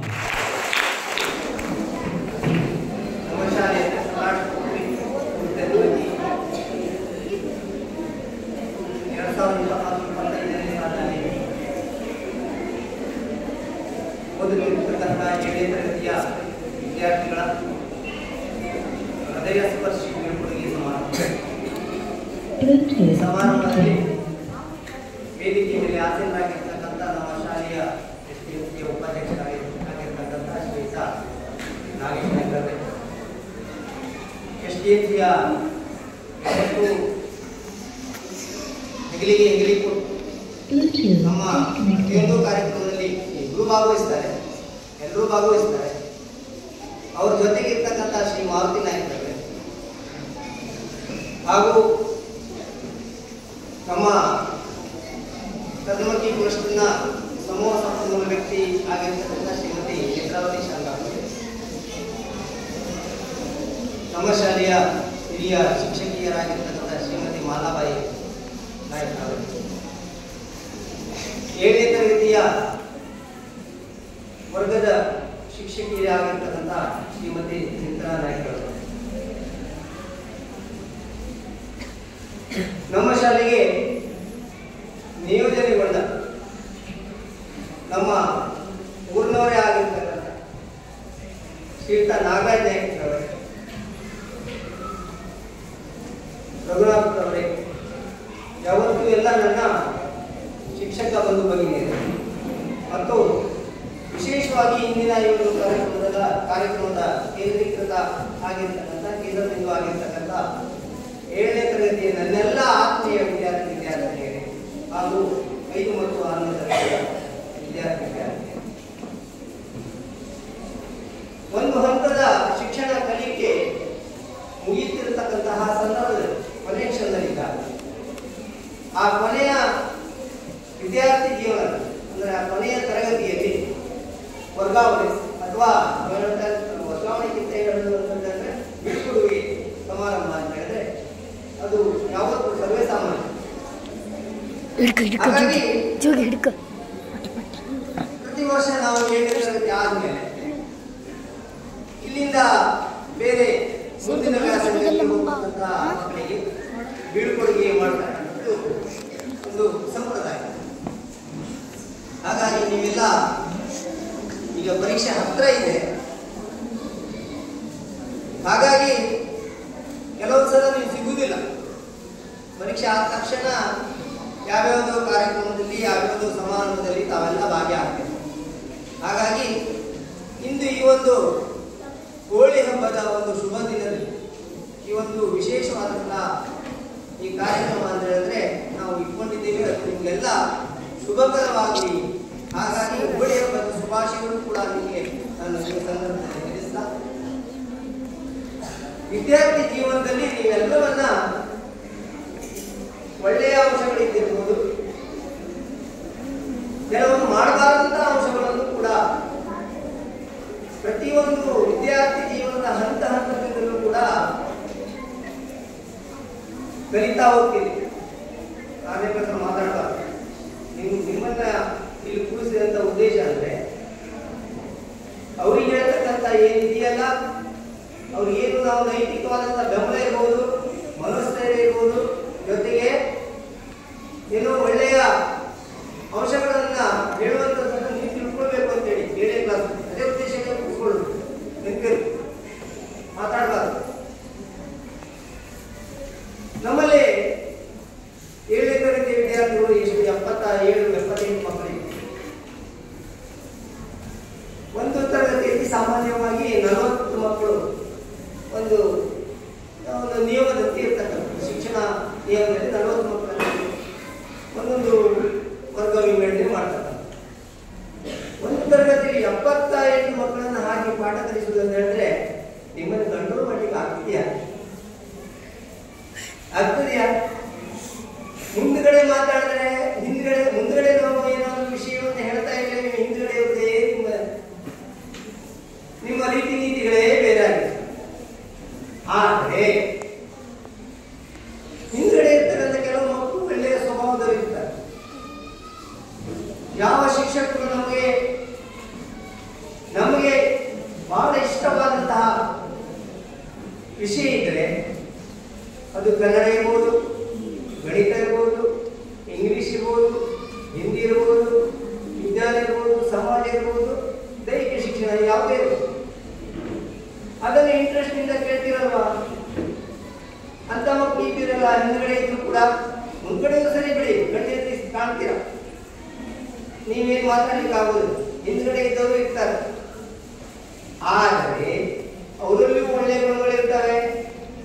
ನಾವು ಕೇಳ್ಕೊಳ್ಬೇಕು, ಪಾಠವನ್ನು ಕೇಳಬೇಕು, ಒಳ್ಳೆಯ ಜ್ಞಾನವನ್ನು ಹೆಚ್ಚಿಸಿಕೊಳ್ಬೇಕು, ಸಮಸ್ಯೆಗಳನ್ನ ಬಗೆಹರಿಸಿಕೊಳ್ಬೇಕು, ಮುಂದಿನ ತರಗತಿಗೆ ಅದು ಅನುಕೂಲಕರವಾಗಿರಬೇಕು ಅಂತ ಇತ್ತು. ಕೆಲವು ಸಂದರ್ಭದಲ್ಲಿ ಏನಾಗ್ತದೆ ಅಂತ ಮಕ್ಕಳಿಗೂ ಕೂಡ ಕೆಲವು ಮಕ್ಕಳು ಸುಮ್ಮನೆ ಉಡಾಪೆಗಳ ಮೂಲಕ ಹಾರಿಕೆ ಮಾತನ್ನು ಹೇಳ್ತಕ್ಕಂಥದ್ದು ಇರ್ಬೋದು, ಬೇರೆ ಬೇರೆ ಮಾತುಗಾರಿಕೆ ಚಟುವಟಿಕೆಯನ್ನು ಮಾಡ್ತಕ್ಕಂಥದ್ದು ಇರ್ಬೋದು, ತಮಾಷೆ ಮಾತುಗಳನ್ನು ಆಡ್ತಕ್ಕಂಥದ್ದು ಇರ್ಬೋದು, ಅಥವಾ ಕೆಲವರಿಗೆ ಹೆಸರನ್ನು ಕರೆಯುವಂಥದ್ದು ಇರ್ಬೋದು. ಇವೆಲ್ಲವನ್ನು ಕೂಡ ಮಾಡ್ತೀವಿ. ಅಂತಕ್ಕೂ ಕೂಡ ಕೆಲವರು ಅವರ ಮೈಂಡ್ ಕನ್ವರ್ಟ್ ಆದಂಥದ್ದು ಕೂಡ ಇದೆ. ಹಾಗಾದ್ರೆ ಇವನ್ನ ನಾವು ಯಾವ ಜೀವನದಲ್ಲಿ ಅದನ್ನು ಕಂಟ್ರೋಲ್ ಮಾಡ್ಕೋಬೇಕು? ವಿದ್ಯಾರ್ಥಿ ಜೀವನದಲ್ಲಿ ಕಂಟ್ರೋಲ್ ಮಾಡಬೇಕು. ವಿದ್ಯಾರ್ಥಿ ಜೀವನ ಅಂತ ಹೇಳಿದ್ರೆ ಪರಿಪೂರ್ಣವಾದಂತಹ ವಿದ್ಯಾರ್ಥಿ ಜೀವನದಲ್ಲಿ ನಾವು ಒಳ್ಳೆ ವಿಷಯವನ್ನ, ಒಳ್ಳೆ ಜ್ಞಾನವನ್ನ, ಒಳ್ಳೆ ಅರ್ಥಗರ್ಭಿತವಾದಂತಹ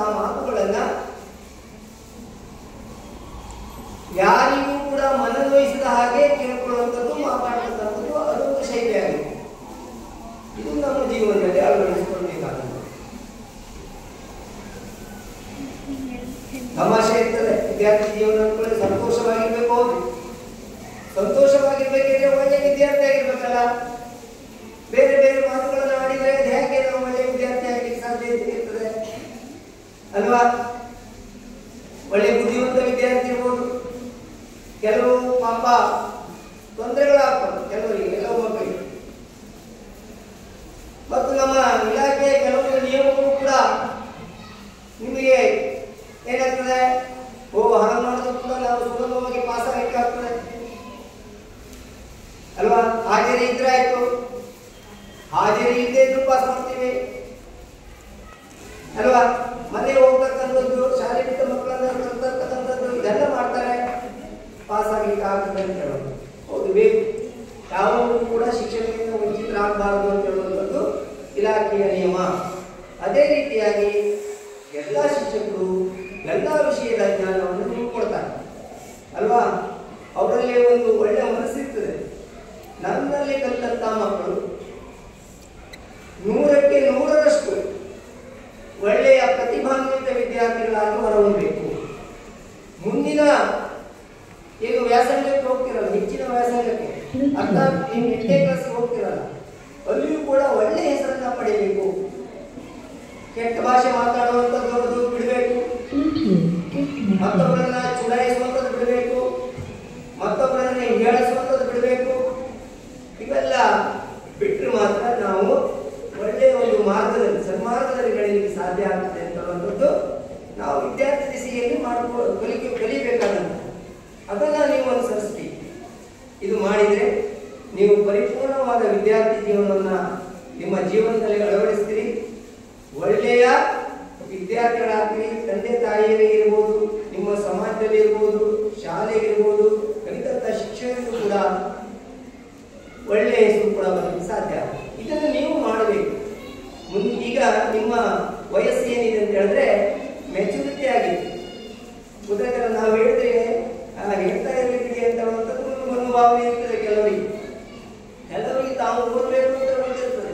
ಕೆಲವೊಂದು ಕಡೆ ನಾವು ನೋಡ್ತೀವಿ, ನಿಮ್ಗೆ ಓದ್ಲಿಕ್ಕೆ ಬಿಟ್ಟಾಗ ಕೆಲವು ಮಕ್ಕಳು ಒಂದ್ ಕಡೆ ಗುಂಪಲ್ಲಿ ಕುತ್ಕೊಂಡು ವಿಷಯದ ಬಗ್ಗೆ ಚರ್ಚೆ ಮಾಡ್ತೀವಿ. ಕೆಲವೊಂದು ಸುಮ್ಮನೆ ತಿರುಗಾಡ್ತಾ ಇರ್ತೀವಿ ತಮ್ಮಷ್ಟೇ ತಾವೇ. ಕೆಲವರು ಹಿಂದ್ಗಡೆ ಏನೇನೋ ಕಸ ಇದು ಮಾಡ್ಕೊಳ್ಳೋದು, ಹಸಿಸ್ತಿನ ಇರ್ತಕ್ಕಂಥದ್ದು ಇವೆಲ್ಲ ಮಾಡ್ತೀವಿ. ಇದು ಸರಿನಾ? ಅಲ್ಲ, ಇದೆಲ್ಲ ಮಾಡಬಾರ್ದು. ಇದನ್ನ ನೀವು ನಿಮ್ಮ ಮನಸ್ಸಿನಿಂದ ತೆಗಿಬೇಕು. ಮುಂದಿನ ವ್ಯಾಸಂಗಕ್ಕೆ ಹೋದಾಗ ಯಾವ ಶಾಲೆಯಿಂದ ಬಂದಂಥವ್ರು, ಸಾಮಾನ್ಯವಾಗಿ ನಮ್ಮ ಇದೇ ಶಾಲೆಯಿಂದ ಮಕ್ಕಳು ಓದಕ್ಕೆ ಅಲ್ವಾ? ಈ ಮಕ್ಕಳು ಬುದ್ಧಿವಂತರಾಗಿರ್ಬೇಕು. ಇಲ್ಲಿಂದ ಕಲಿತಂಥ ಮಕ್ಕಳು, ಇಲ್ಲಿಂದ ಕಲಿತಂಥ ಮಕ್ಕಳು ಜ್ಞಾನವಂತರಾಗಿರ್ಬೇಕು. ಇಲ್ಲಿಂದ ಕಲಿತಂಥ ಮಕ್ಕಳು ಸ್ನೇಹಜೀವಿ ಆಗಿರ್ಬೇಕು, ಅನುಕಂಪ ಇರಬೇಕು. ಮತ್ತು ಯಾವುದೇ ಕೆಟ್ಟ ಭಾಷೆ, ಯಾವುದೇ ಮನೆಯಲ್ಲಿ ಮಾತಾಡುವಂಥ ಭಾಷೆ ಇಂತಂದು ಹೇಳುವಂಥದ್ದಲ್ಲ. ಶಾಲೆಯಲ್ಲಿ ಅಂಥ ಭಾಷೆಯನ್ನು ಯಾವತ್ತೂ ಕಲಿಸೋದಿಲ್ಲ. ಹಾಗಾಗಿ ಆ ಕೆಟ್ಟ ಭಾಷೆಯನ್ನು ಮಾತಾಡ್ತಕ್ಕಂಥದ್ದು ನೀವು ಇಂದಿನಿಂದಲೇ ಕೈ ಬಿಡಬೇಕು. ಗೊತ್ತಾಯ್ತಲ್ಲ? ಇದು ಮಾಡಿದ್ರೆ ನೀವು ಒಳ್ಳೆ ವಿದ್ಯಾರ್ಥಿಗಳಾಗ್ತೀವಿ. ಮುಂದಿನ ಜೀವನದಲ್ಲಿ 8, 9 ಈಗಂತೂ 18 ವರ್ಷದೊಳಗಿನ ಎಲ್ಲ ಮಕ್ಕಳು ಶಾಲೆಯಿಂದ ಕಲಿಬೇಕು. ಹೌದಲ್ಲ? ಎಲ್ಲ ಮಕ್ಕಳು ಶಾಲೆ ದಾಖಲಾದ ಮೇಲೆ ಎಲ್ಲ ಮಕ್ಕಳು ಕಲ್ತ್ಕೊಂಡ ಮೇಲೆ ನೀವು ಗುಣಮಟ್ಟದ ಶಿಕ್ಷಣ ಪಡೆಯಬೇಕು ಅಂತೇಳಿ ಇಲಾಖೆಯ ನಿಯಮ ಇದೆ, ಗೊತ್ತಿದೆಯಲ್ಲ? ಯಾವ ಮಕ್ಕಳು ಕೂಡ ಶಾಲೆಯಿಂದ ಹೊರಗಿರಬಾರದು. ಮತ್ತು ಕೂಡ 18 ವರ್ಷದೊಳಗಿನ ಮಕ್ಕಳು ಎಲ್ಲೇ ಕೂಡ ರಸ್ತೆ ಮೇಲೆ ಭಿಕ್ಷಾಟನೆ ಇಂಥವು ಕೆಲವು ಕೂಡ ಹೋಗಬಾರ್ದು ಅಂತ ಹೇಳುವಂಥದ್ದು ಇದೆ. ಯಾವುದೇ ದುಡಿಮೆ ಹೋಗಬಾರ್ದು. ಅದರಲ್ಲಿ ಕೆಲವು ಇಲಾಖೆಗಳ ರೈಡ್ ಕೂಡ ಆಗ್ತದೆ, ಅಂಥವೆಲ್ಲ ಆಗಬಾರ್ದು. ಹಾಗಾಗಿ ನೀವು ಶಿಕ್ಷಣವನ್ನ ಪಡ್ಕೊಂಡ ಮೇಲೆ ನಿಮ್ಮ ಒಂದು ಅಮೂಲಾಗ್ರ ಬದಲಾವಣೆಯನ್ನು ಮಾಡಿಕೊಂಡು ಒಳ್ಳೆಯ ಒಂದು ಹೆಸರನ್ನು ತರುವಂತ ನಿಮ್ಮ ದೃಷ್ಟಿಕೋನ ಇರಬೇಕು. ಒಳ್ಳೆಯ ವಿದ್ಯಾರ್ಥಿಯಾಗಿ ಹೊರಹೊಮ್ಮಿ ಈ ಕಲ್ತಂತ ಶಾಲೆಗೆ, ಊರಿಗೆ, ನಿಮ್ಮ ಪಾಲಕರಿಗೆ ಒಳ್ಳೆಯ ಹೆಸರನ್ನ ತರುವಂತ ಮಕ್ಕಳಾಗಬೇಕು. ಹಾಗಾಗಿ ನಾವೇನ್ ಮಾಡ್ತೀವಿ, ಕೆಲವೊಂದು ಸಲ ಏನಾದ್ರೂ ತಪ್ಪು ಮಾಡ್ತಿದ್ರೆ ಒಂದು ಹೇಳ್ತೀವಿ, ಆದ್ರೂ ನಮ್ಮ ಎದುರಿಗೆ ಬಹಳ ಪ್ರೀತಿಯಿಂದ ಕಾಣ್ತೀವಿ ಅಂತ ಹೇಳ್ತೀವಿ. ಹೌದು, ನಾವು ಪ್ರೀತಿಯಿಂದ ಕಾಣ್ತೀವಿ, ಹಾಗೆ ಸ್ವಲ್ಪ ಖಡಕ್ ಆಗಿ ಕೂಡ ಮಾತಾಡಬೇಕಾಗ್ತದೆ ಅಲ್ವಾ? ನೀವು ಕೂಡ ಸಿಟ್ಟು ಬಂದಾಗ ಖಡಕ್ ಆಗಿ ಮಾತಾಡ್ತೀವಿ ನೋಡಿ ಬೇರೆಯವರಿಗೆ.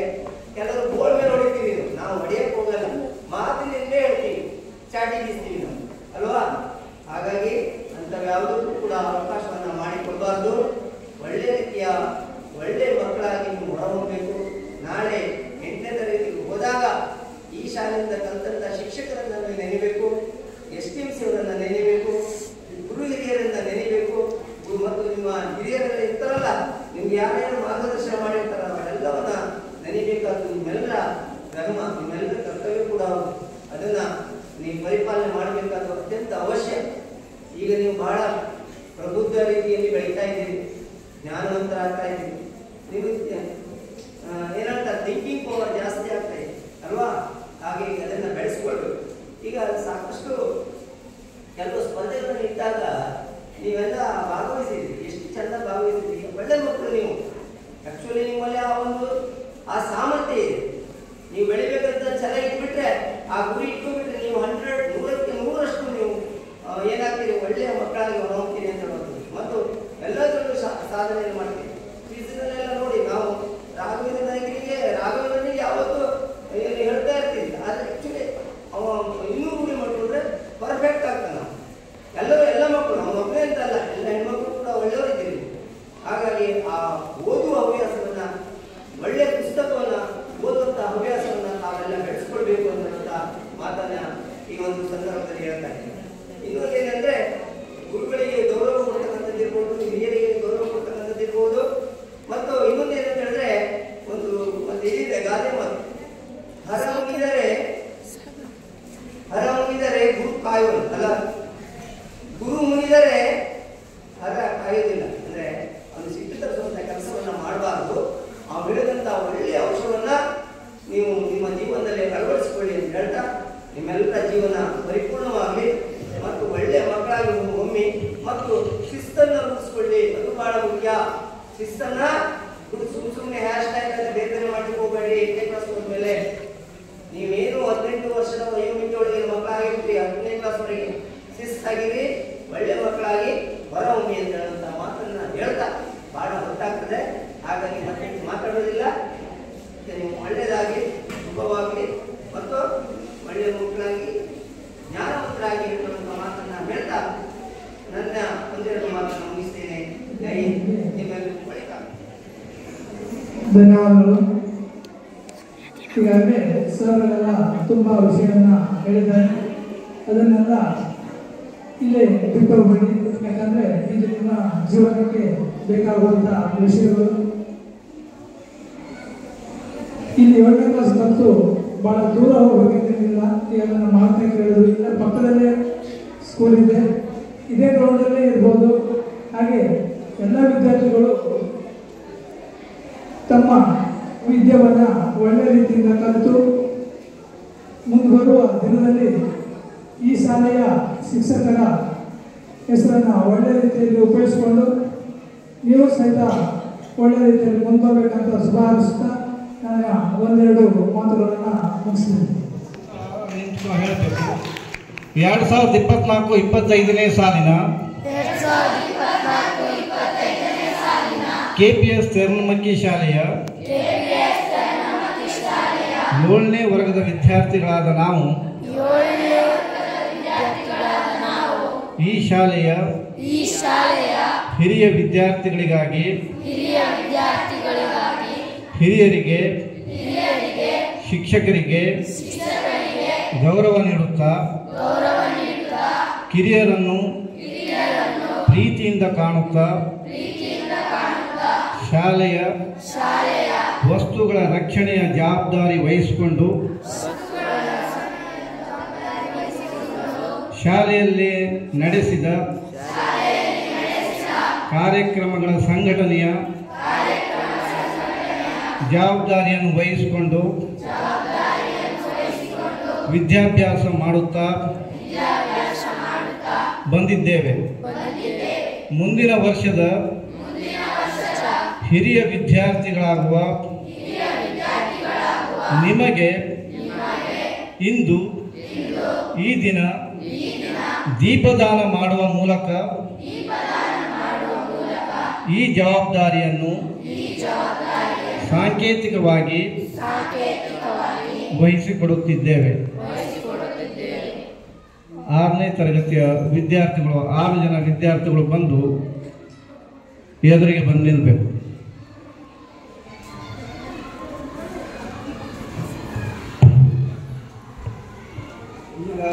ಈಗ ದೀಪದಾನವನ್ನು 6ನೇ ತರಗತಿಯ ವಿದ್ಯಾರ್ಥಿಗಳಿಗೆ ಮಾಡ್ತಾ ಇದ್ದಾರೆ ಸಾಂಕೇತಿಕವಾಗಿ. ಈಗ 6ನೇ ತರಗತಿಯ ವಿದ್ಯಾರ್ಥಿಗಳು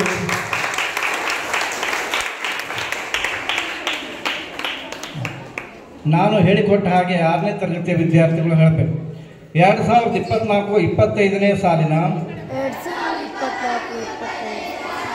6ನೇ ವರ್ಗದ ವಿದ್ಯಾರ್ಥಿಗಳಾದ ನಾವು ನಿಮ್ಮಿಂದ ಪಡೆದ ಉತ್ತಮ ಗುಣಗಳನ್ನು ಬಳಸಿಕೊಂಡು ಹಿರಿಯರನ್ನು ಶಿಕ್ಷಕರನ್ನು ಗೌರವಿಸುತ್ತಾ ಹಿರಿಯರಿಗೆ ಪ್ರೀತಿಯನ್ನು ತೋರಿಸುತ್ತಾ ಮುಂದಿನ ವರ್ಷದ ಹಿರಿಯ ವಿದ್ಯಾರ್ಥಿಗಳಾಗಿ ಶಾಲೆಯ ಜವಾಬ್ದಾರಿಯನ್ನು ವಹಿಸಿಕೊಂಡು ಹಿರಿಯರ ಮಾರ್ಗದರ್ಶನದಲ್ಲಿ ಶಾಲೆಯ ಎಲ್ಲ ಚಟುವಟಿಕೆಗಳಲ್ಲಿ ಸಕ್ರಿಯವಾಗಿ ಭಾಗವಹಿಸಿ ಉತ್ತಮ ವಿದ್ಯಾರ್ಥಿಗಳಾಗಿ ಇತರರಿಗೆ ಮಾದರಿಯಾಗುತ್ತೇವೆಂದು ಇಂದು ಈ ದಿನ ದೀಪ ಪಡೆಯುವ ಮೂಲಕ ಜವಾಬ್ದಾರಿಯನ್ನು ತೆಗೆದುಕೊಳ್ಳುತ್ತಿದ್ದೇವೆ.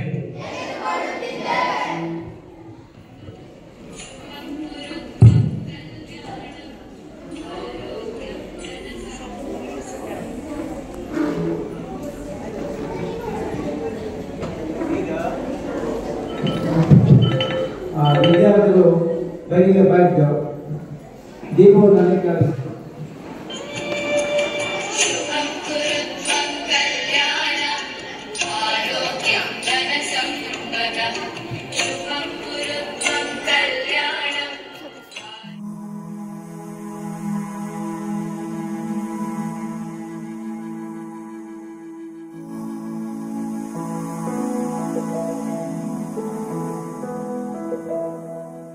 ಬಳಪ ಹಿಡಿದ ಭಗವಂತ ಇರುತ್ತಾನೆ ನಮ ಸುತ್ತ ಅವತಾರ ನಾನಾ ರೂಪವೋ ನಮ್ಮೆಲ್ಲ ಹಣೆ ಬರಹ ತಿದ್ದಿ ಬರೆಯಲು ಕತ್ತಲೆಯಿಂದ ಬಂತ ನಮ್ಮ ಕೈಯ ಹಿಡಿಯುತ್ತ ಕರೆದೊಯ್ದ ಬೆಳಕು ತೋರಲು ಗದರೋದು ನಮ್ಮ ಬೆಳೆಸಲು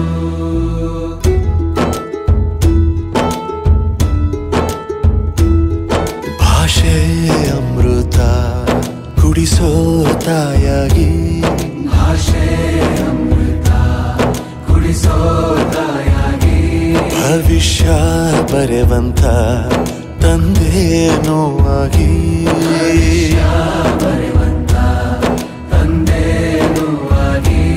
ಚಂದದ ಜೀವನನ ನೀಡಿರೋ ಗುರುಗಳು ನಮ್ಮ ಗುರುಗಳು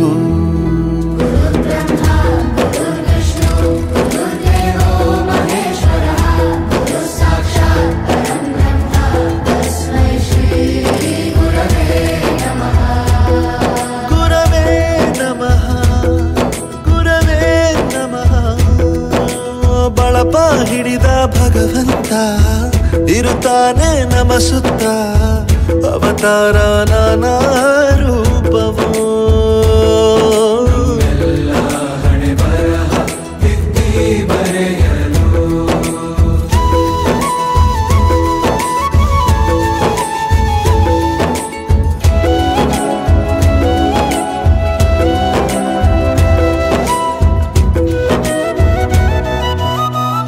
ಬಾಳಲ್ಲಿ ಲೆಕ್ಕ ಎಷ್ಟು ಮುಖ್ಯ ಎಂಬುದ ಬೆರಳಲ್ಲೇ ತೋರಿ ಕಲಿಸಿದ ಗುರುಗಳೇ ಈ ದೇಹ ಹೇಗೆ ದಂಡಿಸೋದು ಎನ್ನುವ ಸಂದೇಹ ನೀಗೋ ಮೆಚ್ಚಿನ ಕಲಿಗಳೇ ಕನ್ನಡ ಕಂಡರೆ ಕಣ್ಣಿಗೆ ಒತ್ತಿಕೋ ಅಕ್ಷರ ಅಂದರೆ ಅನ್ನಕ್ಕಿಂತ ದೊಡ್ಡದೆಂದ ಗುರುವೇ ಪ್ರತಿ ಬಾರಿ ತಾಳ್ಮೆ ಪಾಠ ಕಲಿಸೋರೆ ಗುರುಗಳು ನಮ್ಮ ಗುರುಗಳು.